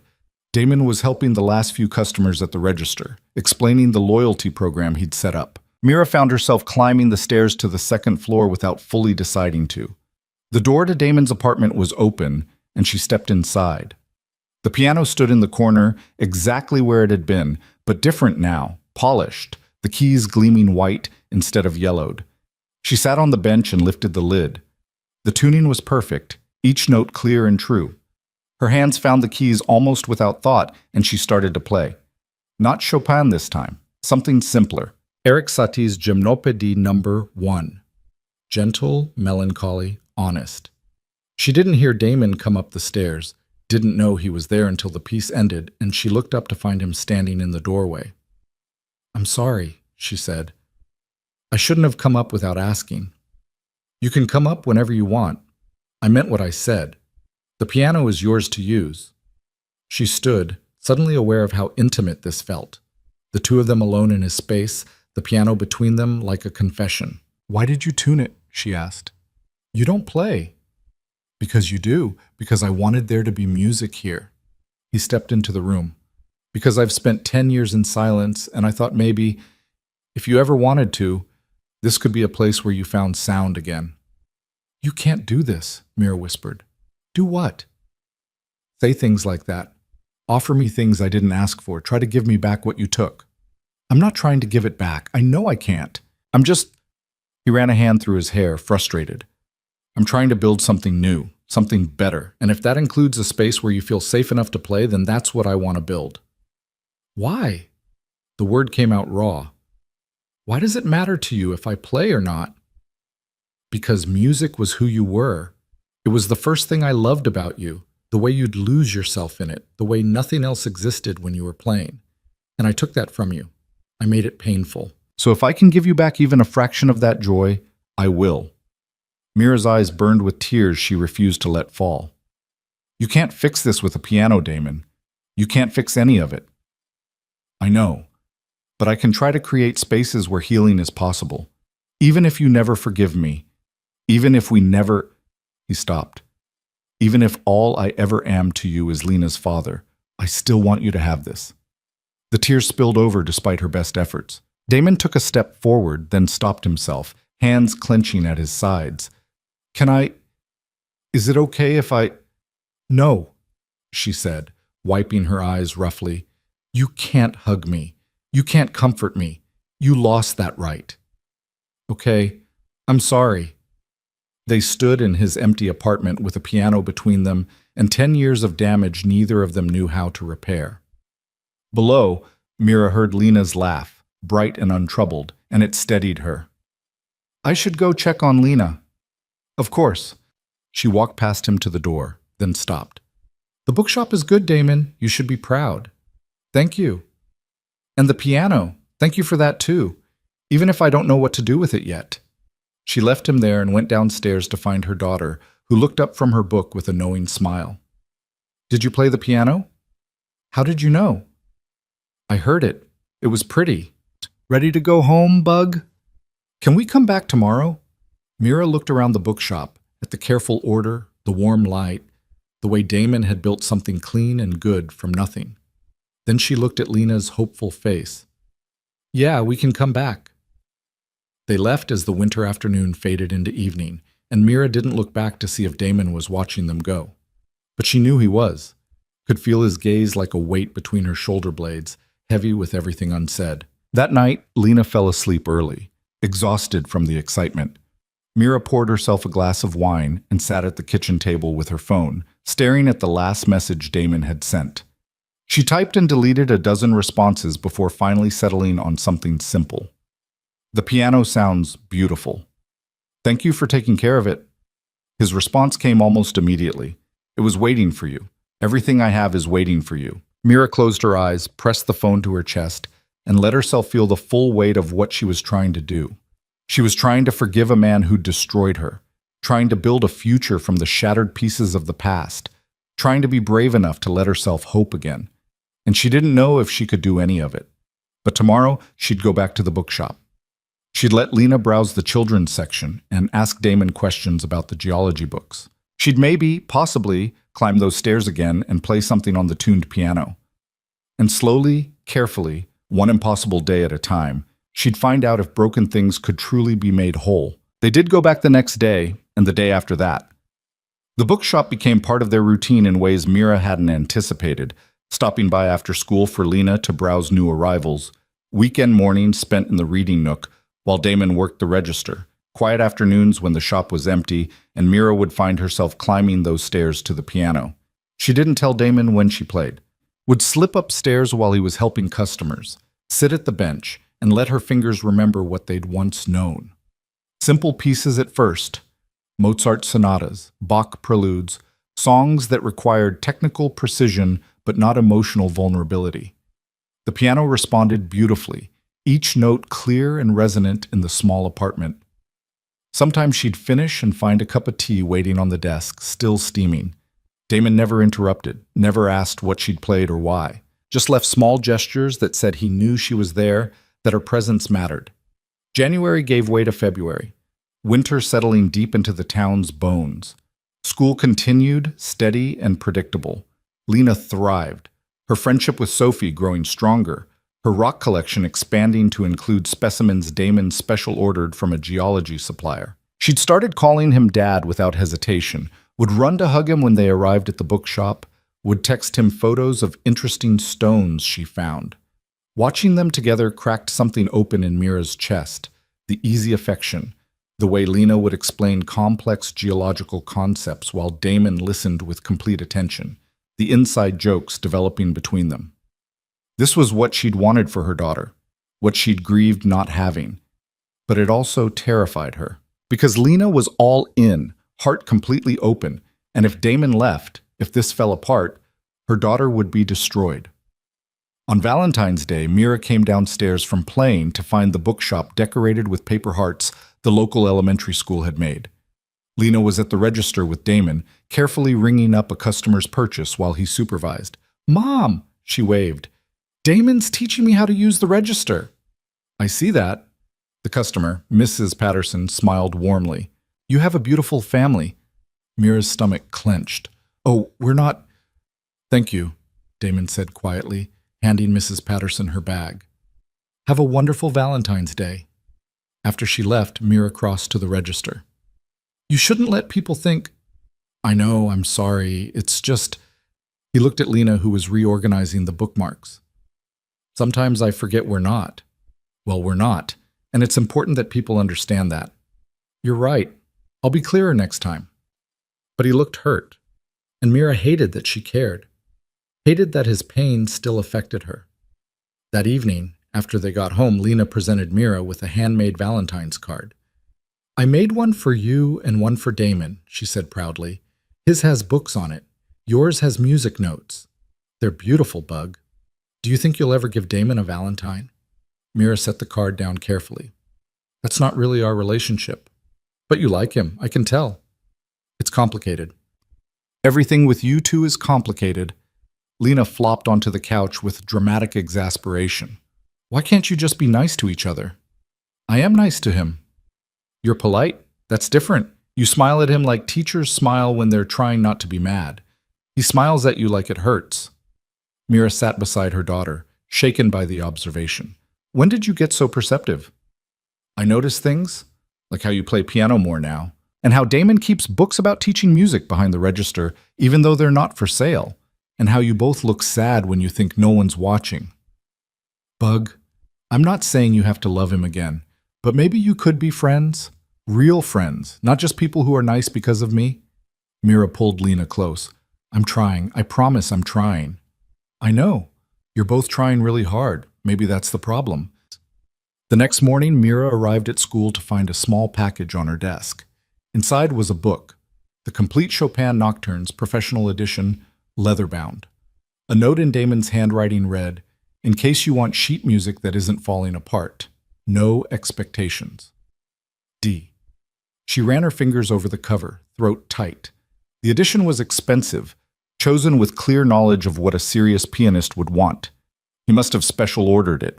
At lunch, she texted him, "You didn't have to do this." "I wanted to." "Happy Valentine's Day." "Damon, I know. No expectations. I just thought you should have good sheet music, that's all." She wanted to be angry at the gesture, at the way it blurred lines she was trying to keep clear. But when she opened the book that evening and saw the crisp, unmarked pages, the careful notation, she felt only gratitude. The following Saturday, the bookshop was hosting its first author event, a local mystery writer reading from her new novel. Lena had insisted they go, and Mira had reluctantly agreed. The shop was packed when they arrived, every seat taken, people standing along the walls. Damon had set up a small podium near the window. He looked nervous as he welcomed everyone, thanking them for coming, introducing the author with genuine enthusiasm. The reading went well, the Q&A after even better. When it ended, people lingered to buy signed copies, to chat, to explore the shop. Mira helped Lena pick out a new book, then found herself in the poetry section, pulling a Mary Oliver collection from the shelf. She was reading Wild Geese when she heard raised voices from the front of the shop. "I'm telling you, I know who you are." Mira looked up to see a man in his 50s confronting Damon at the register, his face flushed with anger. Damon had gone very still, the careful blankness Mira recognized from years ago settling over his features. "I think you're mistaken," Damon said quietly. "I'm not mistaken. Varga. I worked construction in the city 15 years ago. I knew your father, knew what kind of man he was." The shop had gone quiet, everyone watching. Lena stood frozen by the children's section, eyes wide. "My father's been dead for over a decade," Damon said, voice level. "I'm not him." "No, but you're his son." Apple doesn't fall far from the tree, does it? What are you really doing here? This bookshop some kind of front? Mira moved before she fully decided to, crossing the shop to stand beside Damon. "I think you should leave." The man looked at her, surprised. "Lady, you don't know who you're defending." "I know exactly who I'm defending, and I'm asking you to leave his shop." "You one of his girls? He paying you to—" "I'm the mother of his child," Mira said, voice hard as steel. "And if you don't leave right now, I'm calling the police." The man's eyes darted between them, clearly recalculating. Then he scoffed. "Whatever. Just don't say I didn't warn you when this place goes under investigation." He stormed out, and the shop slowly came back to life. Awkward murmurs, uncertain glances at Damon. The author looked stricken, unsure whether to stay or go. Damon took a breath, then addressed the room. "I apologize for that disruption. My father was involved in illegal activities when I was young. I left that life over 15 years ago and have worked hard to build something different. If anyone has concerns, I'm happy to discuss them privately. Otherwise, I hope you'll judge this shop by what it is, not by my last name." It was a good response, honest, direct, not defensive. A few people nodded. Others still looked uncertain. Slowly, the event wound down, people buying their books and leaving with polite goodbyes that felt more cautious than they had an hour ago. When the last customer left, Damon locked the door and leaned against it, exhaustion written across his face. Mira realized Lena was crying quietly in the corner. "Bug, it's okay," Mira said, going to her. "That man was mean. He said bad things about Dad." Damon crossed to them immediately. "Hey, kiddo, I'm okay. He was just confused about who I am." "But he said your father was bad. Is that true?" Damon knelt down to her level. "Yes, my father did bad things. I grew up in that world. But I left it because I knew it was wrong. That's why it took me so long to come back. I had to make sure none of that could touch you or your mom." "But he called this shop a front. What's a front?" "It's when people pretend something is legitimate to hide illegal activity. But this shop is real. Everything here is real." Lena looked at him seriously. "Promise?" "I promise. On everything I love, this is exactly what it looks like, a bookshop. Nothing more." She seemed satisfied by that, but her eyes were still red. Damon pulled her into a hug, and over her shoulder he met Mira's gaze. "Thank you," he said quietly, "for stepping in." He was being cruel. He wasn't wrong, though, about my father, about where I came from. But he was wrong about who you are now. Something shifted in Damon's expression, hope mixed with disbelief. "You really believe that?" Mira looked at the bookshop around them, at the careful way Damon held their daughter, at the life he'd built from nothing. "I'm starting to," she said. That night, after Lena was in bed, Mira sat at her kitchen table and thought about the man's accusations, about the fear she'd felt watching someone attack Damon publicly, about the way she'd defended him without hesitation. She'd meant what she said. She was starting to believe he'd changed. But believing wasn't the same as trusting, wasn't the same as forgiving. Her phone buzzed. "I'm sorry Lena had to see that. I never wanted this life to touch her. It's not your fault. That man was out of line. Still, I hate that she was scared, that she had to hear those things about my father. She's resilient, and she loves you. That matters more than what some stranger said." There was a long pause before his next message. "Can I ask you something? Why did you defend me?" Mira stared at the question, trying to articulate something she barely understood herself. "Because what he said wasn't fair. Because you've worked hard to be different. Because Lena was watching, and I wanted her to see that we stand up for people we care about." "We?" She closed her eyes, typed before she could overthink it. "Yes. We." The days after the confrontation brought a subtle shift. Word had spread about the incident, and for a while, traffic to the bookshop slowed. Some people stayed away, uncertain or disapproving. But others, neighbors who knew Damon, regular customers, people who'd seen the care he put into the shop, made a point of coming by, of buying books, of showing support. Jennifer brought her book club for an impromptu meeting in the reading nook. Mr. Chen stopped by daily for coffee and conversation. Mrs. Patterson declared loudly to anyone who'd listen that Damon Varga was a good man, and anyone who thought otherwise was a fool. Mira found herself spending more time at the shop, a silent show of solidarity. She'd work on lesson plans at a corner table while Lena did homework, would help shelve returns, would sometimes play the piano upstairs when the shop was quiet. It felt like taking a stand, though she wasn't entirely sure what she was standing for. One afternoon in late February, she came downstairs from playing to find Damon closing up early. The shop was empty except for Lena, who was curled up in the reading nook with her geology book. "Everything okay?" Mira asked. "Yeah, just slow today. Thought I'd close and take Lena to get ice cream, if that's okay with you." "It's freezing outside." "Ice cream is good any time of year, that's science." Lena perked up. "Can we, Mom, please?" "Sure, Bug." They walked 3 blocks to the ice cream parlor, breath fogging in the cold air. Lena ordered mint chocolate chip, Damon got coffee, and Mira found herself choosing salted caramel. They sat in a booth by the window, and for a moment it felt almost normal, like a family out for a Saturday treat. "I've been thinking about adding events," Damon said, stirring his ice cream absently. "Music nights, maybe. Local artists performing. I thought, if you wanted, you could play sometime." Mira's spoon froze halfway to her mouth. "Play? In public?" "Just an idea. No pressure. But the shop has good acoustics, and I thought people might enjoy live music. We could do it monthly, different performers. You could be first, if you wanted. Or not. Whatever feels right." "I haven't performed in 10 years. "I know. But I've heard you playing upstairs. You're better than you ever were." "Mom, you should do it!" Lena's eyes sparkled. "I've never heard you play for other people." "That's because I don't play for other people." "Why not?"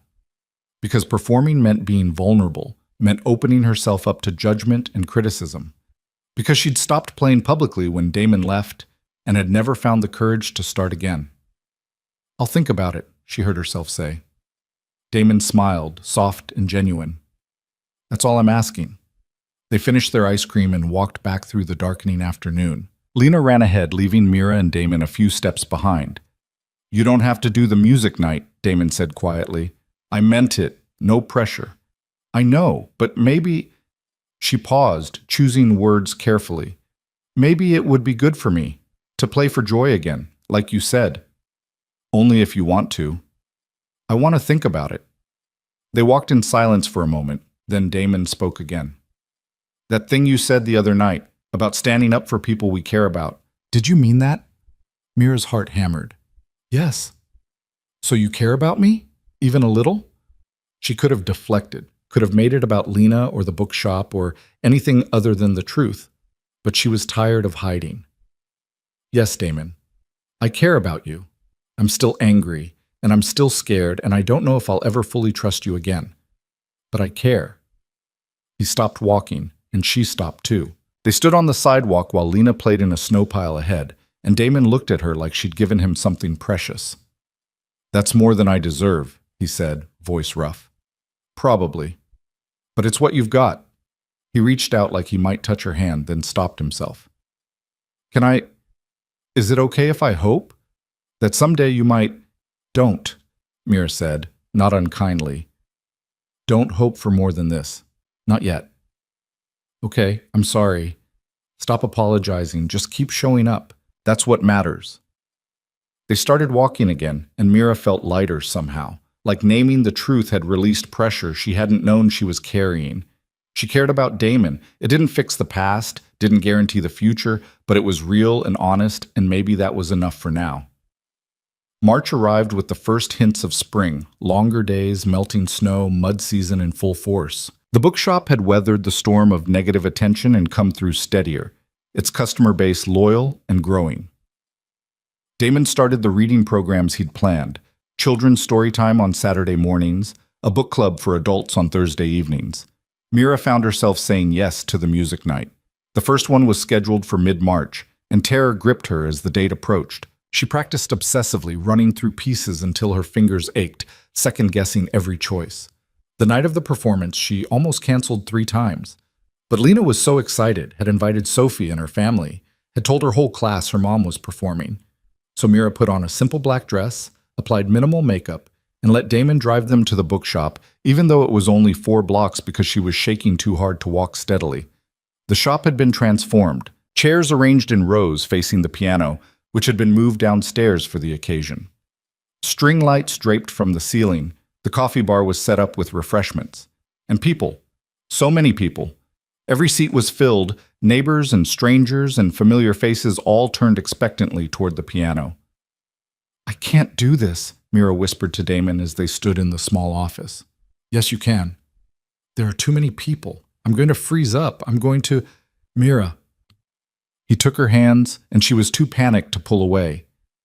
"You are the most talented pianist I've ever heard. You can do this. And if you freeze, if you need to stop, everyone here will understand. They're not here to judge. They're here because they want to support you." "How do you know that?" "Because I told them. When people bought tickets, I explained that you hadn't performed in years, that this was a big step. They're on your side." She looked at their joined hands, at the steadiness in his grip. "You told people that?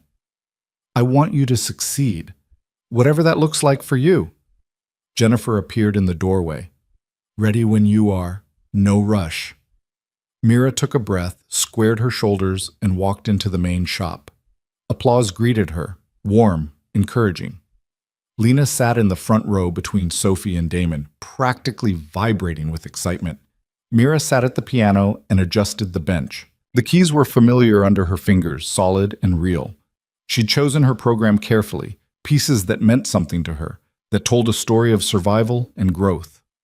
She started with Debussy's Clair de Lune, gentle, nostalgic, the first piece she'd learned to truly love.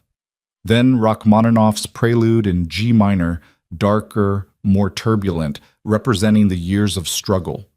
Finally, she played Gershwin's Rhapsody in Blue, joy and sorrow intertwined, complex and beautiful and utterly American. She lost herself in the music, forgot about the audience, forgot about everything except the conversation between her hands and the piano. When the final notes faded, there was a moment of perfect silence. Then the room erupted in applause. People stood, cheering. Lena's face was streaked with tears. And Damon was looking at her like she'd hung the moon. Mira stood on shaking legs and bowed.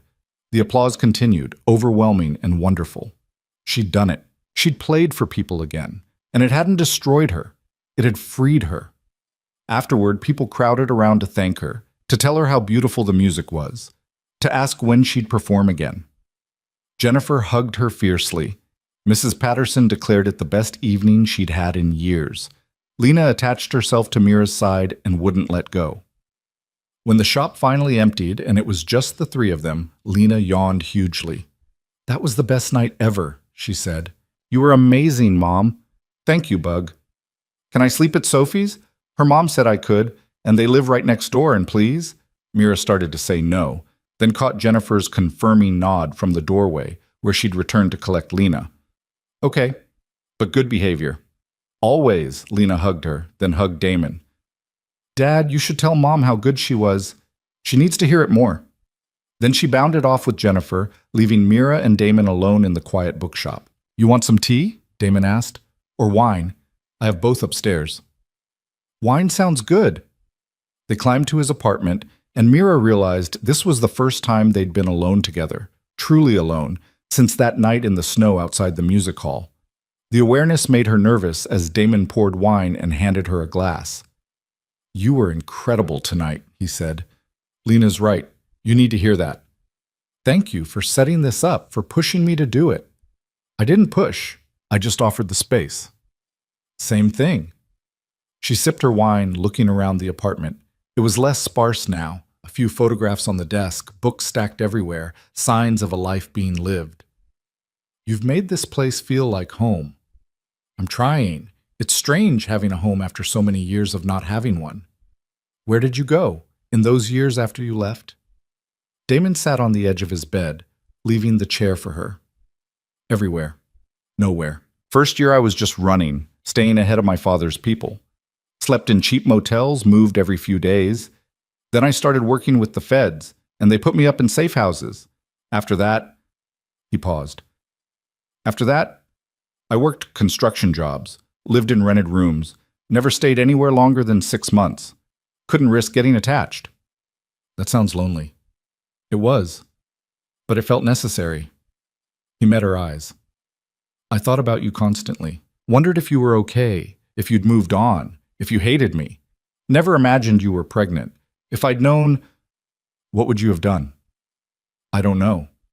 Come back, probably. Tried to protect you both somehow. And they probably would have killed all 3 of us.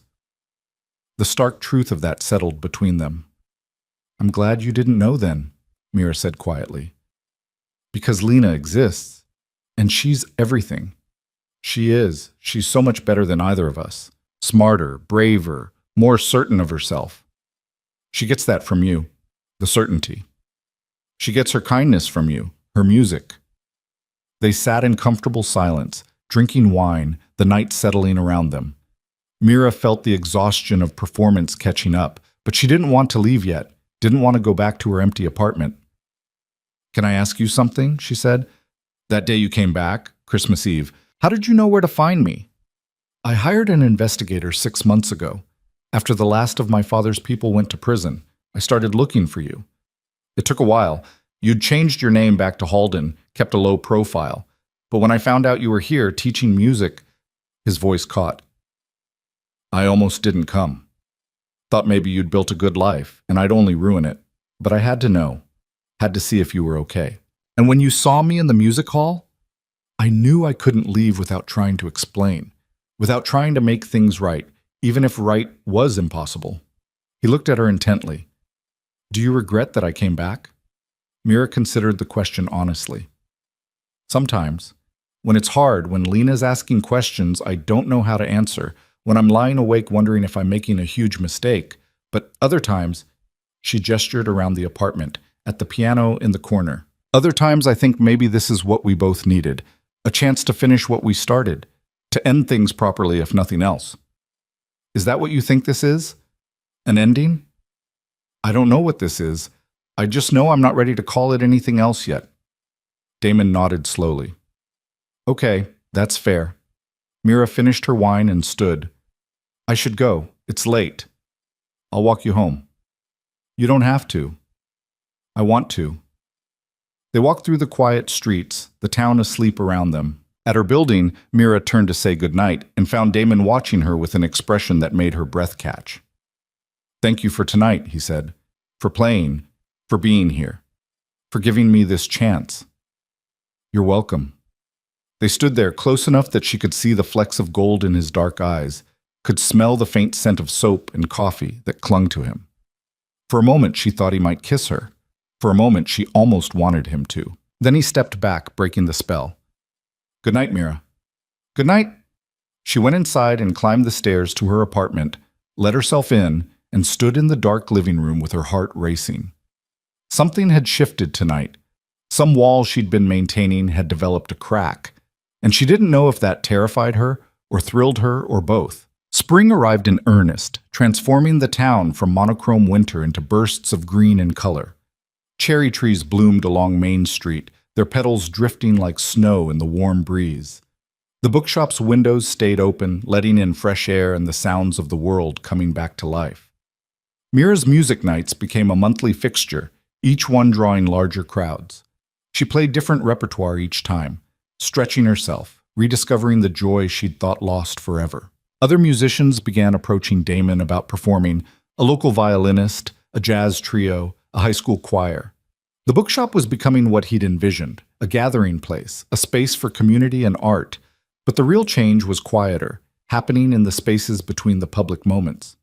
Mira found herself texting Damon about small things. A funny thing Lena said, a question about a book, observations about nothing in particular. He responded with the same careful warmth, never pushing, always present. They'd started having coffee together on Sunday mornings while Lena slept late, sitting in the bookshop before it opened and talking about everything and nothing. It felt like friendship. It felt like more than friendship. It felt terrifying and inevitable all at once. One Saturday in late April, Lena announced she wanted to have her 10th birthday party at the bookshop. We could invite my whole class, she said, bouncing with excitement, and have a scavenger hunt with books, and Dad could help, and we could have cake in the reading nook. Mira's first instinct was to say no, to keep that boundary between their private life and this new reality they were building. But Lena was looking at her with such hope, and Damon had already proven himself reliable in ways that mattered. Let me talk to Damon first. Make sure he's okay with 20 kids destroying his bookshop. He'll say yes. He always says yes to me. She was right. When Mira brought it up that evening, Damon's face lit up. I'd love that. We could do a treasure hunt, hide clues in different sections. Maybe give them each a book as a party favor? You don't have to do that. It's expensive. I want to. It's her 10th birthday. That's important.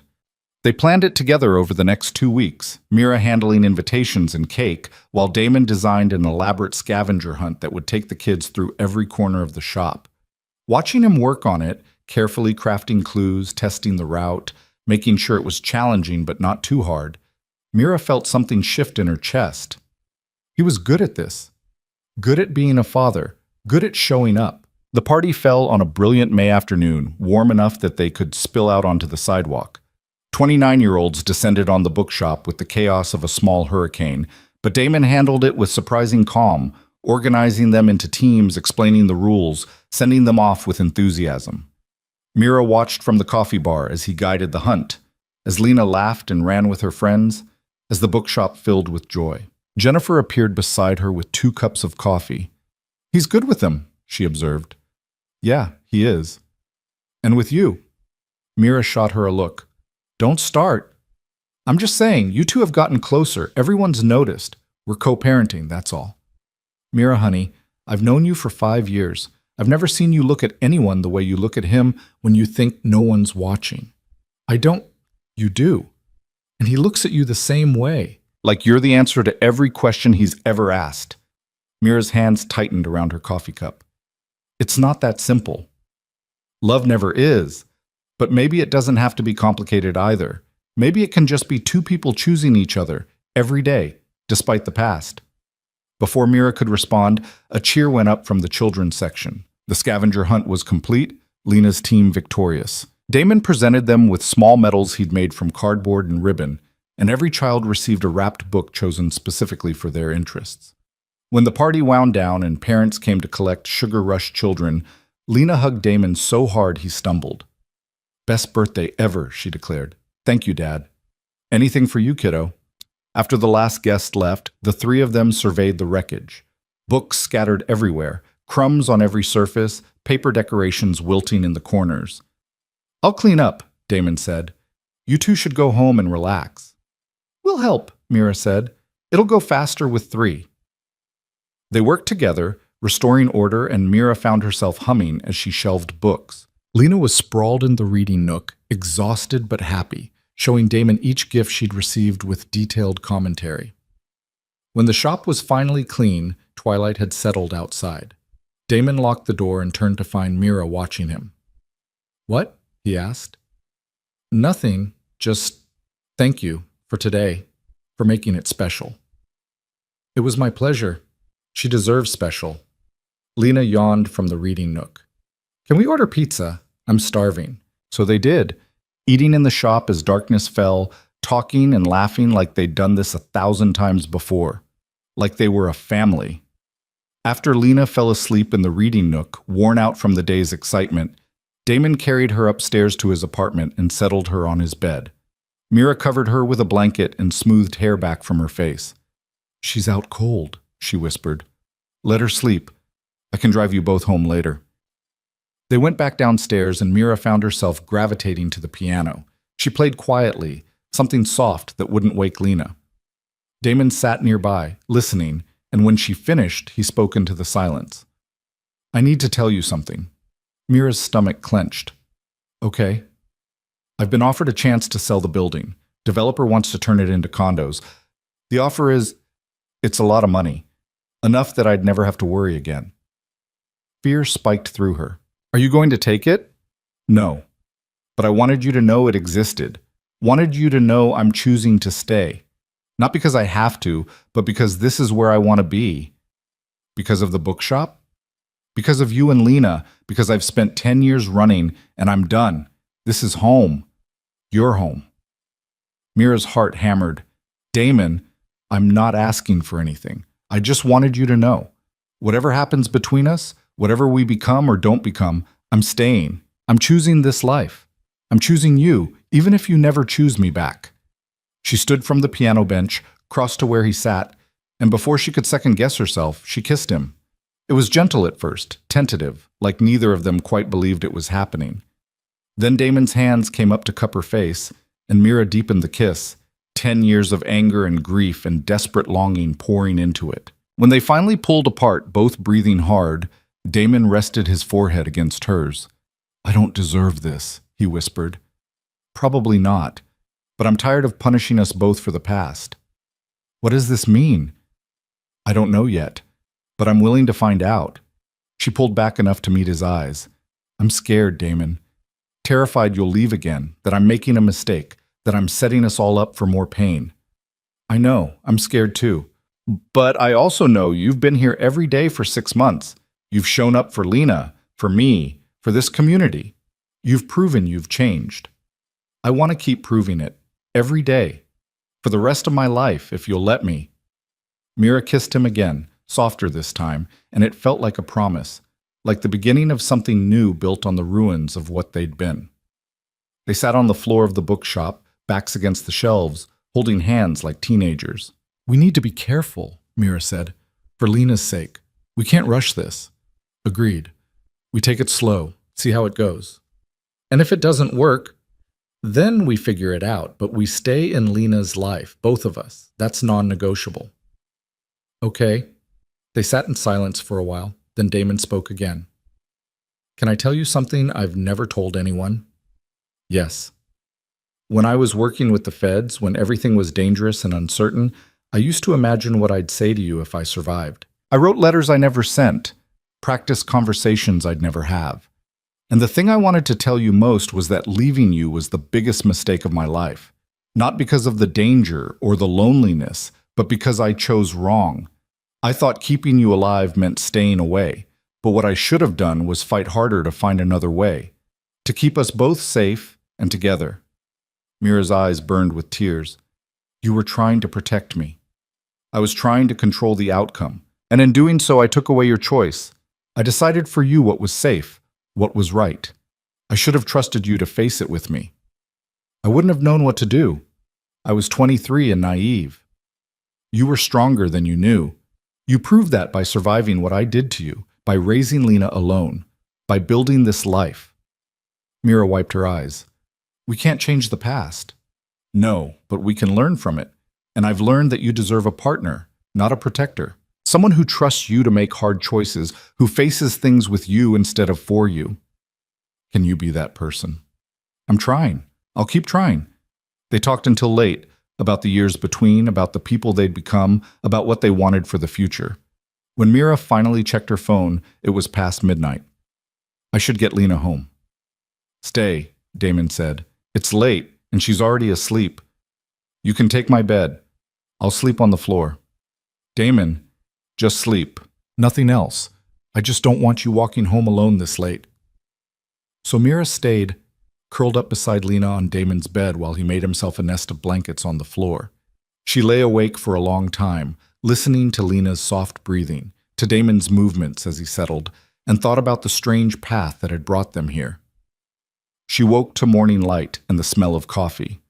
Lena was already up, sitting at Damon's desk and drawing while he made breakfast in the tiny kitchen. "Morning, sleepyhead," Lena said cheerfully. "Dad's making pancakes." "I see that." Mira caught Damon's eye over Lena's head, and he smiled, soft, warm, real. They ate breakfast together, and it felt natural, easy, like they'd been doing this for years instead of one night. Over the next few weeks, they settled into a new rhythm. Dinner together twice a week. Saturday mornings at the bookshop. Long walks after Lena went to bed, talking about everything and nothing. Slow, careful, building trust one day at a time. Lena noticed, of course. She'd grin every time she caught them holding hands, would make exaggerated gagging sounds when they kissed, but her eyes were happy. She liked seeing them together. One evening in June, Mira was playing piano in Damon's apartment when Lena appeared in the doorway. "Can I ask you something?" Mira stopped playing. "Of course, Bug. Are you and Dad together? Like, Together? Mira glanced at Damon, who gave a small nod. They'd talked about this, about when to make it official to Lena. We're figuring things out, Mira said carefully, taking it slow. But yes, we're together. Are you going to get married again? We're not thinking that far ahead yet. We're just seeing how things go. Lena considered this. Okay, but if you do get married, I want to help plan it, and I get to be the maid of honor. Deal, Damon said, laughing. Summer arrived, school let out, and Lena was with them almost constantly. They fell into domesticity, cooking meals together, movie nights, trips to the beach an hour away. Damon taught Lena to swim properly. Mira taught them both to make her grandmother's pasta sauce. They built a life from shared moments. But in July, reality intruded. Mira's phone rang late one night, a number she didn't recognize. She almost didn't answer, but something made her pick up. Miss Halden? This is Detective Morrison with the state police. I'm calling about Damon Varga. Her blood went cold. What about him? We need to ask him some questions about his father's former associates. There's been activity suggesting someone's trying to rebuild the network. We need Mr. Varga's cooperation. He's been out of that life for years. We know. That's not what this is about. We just need his insight. Can you have him contact me? After she hung up, Mira sat in her dark apartment, fear coiling in her stomach. This was what she'd been afraid of, that the past would come back, that danger would find them despite everything. She called Damon immediately. We need to talk. He came over within 20 minutes, and she told him about the call. She watched his face go carefully blank, the old defenses rising. It's probably nothing, he said. Just routine questions. Or it's not, or they're rebuilding and you're in danger again. Mira, don't minimize this. If there's any chance, then I'll handle it, the same way I handled it before. I'll cooperate, I'll help them, and I'll make sure it doesn't touch you or Lena. That's exactly what you did last time, and it destroyed us. Her voice was too loud. She lowered it, aware of Lena sleeping in the next room. I can't go through that again, she said, quieter but no less intense. I can't watch you disappear into something dangerous while I wait and worry. So, what do you want me to do? Ignore it? Let them rebuild? I want you to include me, to let me help decide what we do. Together. Damon looked at her for a long moment, then nodded slowly. Okay. You're right. We're partners. We decide together. Thank you. He called the detective back that night, on speaker, so Mira could hear. The questions were straightforward. What did he know about certain individuals? Had anyone contacted him recently? Did he have any insight into operations? Damon answered honestly, provided what information he could, and when asked if he'd testify if needed, he said yes, but only under protection for his family. We can arrange that, Detective Morrison said, but it may not be necessary. We're gathering evidence. This is just preliminary. After he hung up, Damon pulled Mira close. I'm sorry, I thought this was over. Maybe it is. Maybe they just needed to ask questions. And if it's not, then we face it. Together. Like you said, partners. The weeks that followed were tense. Damon heard nothing more from the police, but the shadow of the call lingered.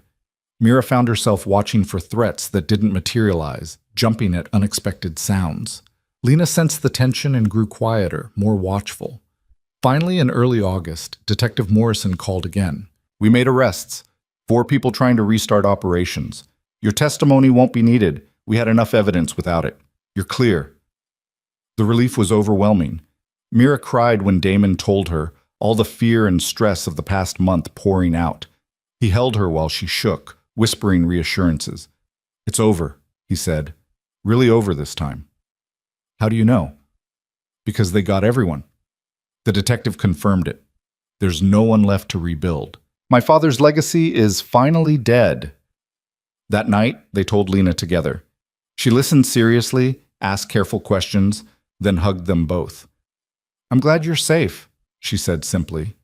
The summer wound down, school approaching. On the last weekend before classes started, Damon proposed something unexpected. I want to take you both somewhere. A trip. Just us. Where? Lena asked. There's a cabin in the mountains about 3 hours from here, near a lake. I thought we could spend a long weekend, hike, swim, just be together. Mira felt herself tense. old instincts screaming that leaving was dangerous, that safety meant staying put. But she looked at Damon's hopeful face, at Lena's excitement, and made herself breathe through the fear. Okay, let's do it. They left on a Friday morning, Lena chattering in the back seat while Mira navigated and Damon drove. The cabin was exactly as advertised, rustic but comfortable, nestled in pine trees with a lake view. They spent the weekend hiking trails, swimming in the cold lake water, cooking over a fire pit. On their last evening, they sat by the water watching sunset paint the sky in shades of orange and pink. Lena was skipping stones, leaving Mira and Damon on the shore. "This was good," Mira said. "I'm glad we came." "Me too." Damon took her hand. "I've been thinking about something." "What?" "Moving. Not away," he added quickly, seeing her expression. "Just, your apartment is small, and mine is basically one room above the shop. I thought maybe we could find a house. Something with space for all of us."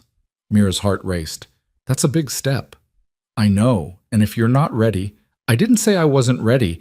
I'm just—" She paused, choosing words carefully. "I want to make sure we're doing this for the right reasons. Not just because it's convenient or because of Lena. I'm doing this because I love you, because I want to build a life with you, because every morning I wake up and choose you, and I want to keep choosing you in bigger and bigger ways." Tears pricked her eyes. "I love you too. I have for a while. I was scared to say it. And now? Now I'm still scared. But I'm more scared of not trying."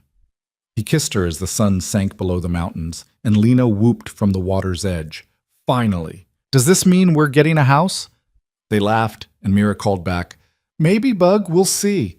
But she knew the answer was yes, knew that she was ready to take this leap, to build something permanent with Damon. They found a house in September, a small 2-story with a yard, 3 bedrooms, and a sunroom perfect for a piano. The mortgage was more than Mira's rent, but with both their incomes combined, it was manageable. They moved in October, Lena claiming the biggest bedroom and immediately decorating it with her rock collection.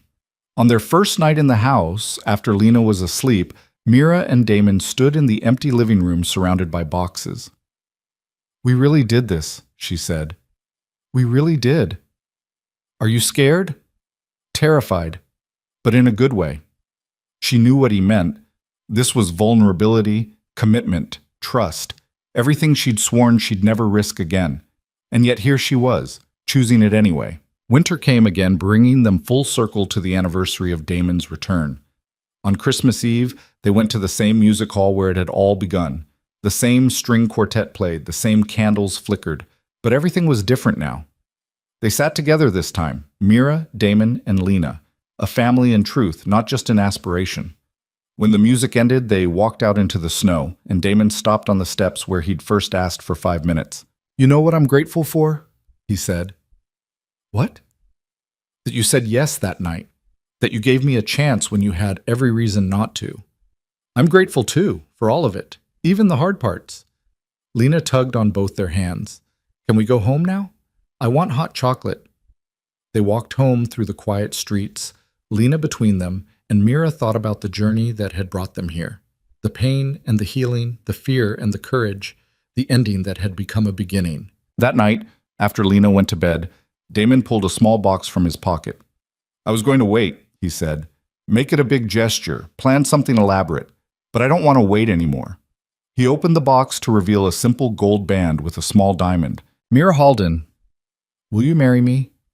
Not to fix the past or because we have a daughter, but because I love you and I want to spend the rest of my life choosing you."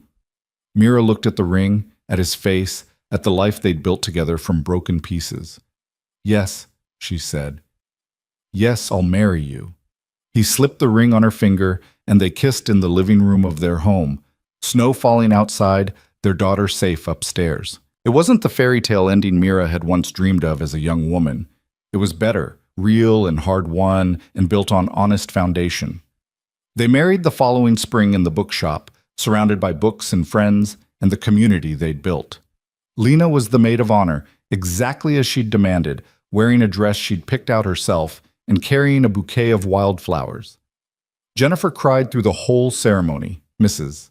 Patterson declared it the most beautiful wedding she'd ever attended. Mira wore a simple white dress and played piano before the ceremony. Not the pieces from her recitals, but something she'd composed herself, a song about finding your way home. Damon cried watching her play, and when they exchanged vows, his voice shook with emotion. "I promise to show up," he said, "every day, every moment you need me. I promise to choose you, to trust you, to build this life with you as partners. I promise to love Lena as the gift she is. And I promise that wherever you are is home." Mira's vows were simpler. "I promise to let you in, to trust you with my heart even when it's scary, to build something beautiful from what we've been through. And I promise that this time we write the ending together." They kissed as husband and wife, and the bookshop erupted in cheers. 2 years later, on another Christmas Eve, they returned to the town square where lights twinkled in the winter darkness. Lena was 12 now, gangly and growing into the brilliant young woman she'd become. She walked between them, one hand in each of theirs. "Remember when we first did this?" Lena asked. "When Dad came back and everything was weird?" "I remember," Mira said. "It's better now, way better." "Yeah, Bug, it is." They stood under the lights, watching snow begin to fall, and Damon pulled them both close. "What's the rule?" he asked Lena. She grinned. "Show up, keep choosing each other." "That's right." And they did. Every day, through arguments and joy, through ordinary moments and extraordinary ones, through all the messy, beautiful work of being a family. They showed up. They chose each other. And they built something that lasted, not because it was easy, but because it was worth it. The bookshop thrived. Mira's music program at school expanded. Lena grew up surrounded by books and music and 2 parents who loved her fiercely. And on quiet evenings, Mira would play piano in their sunroom while Damon and Lena listened, and she'd feel grateful for the impossible journey that had brought them here. From broken to whole, from pain to healing, from a cold Christmas Eve reunion to a life full of warmth and love and second chances. The past couldn't be erased. The years lost couldn't be recovered. But they'd found something better than erasing the past. They'd learned to build a future that honored it without being defined by it. And in the end, that was enough, more than enough. It was everything.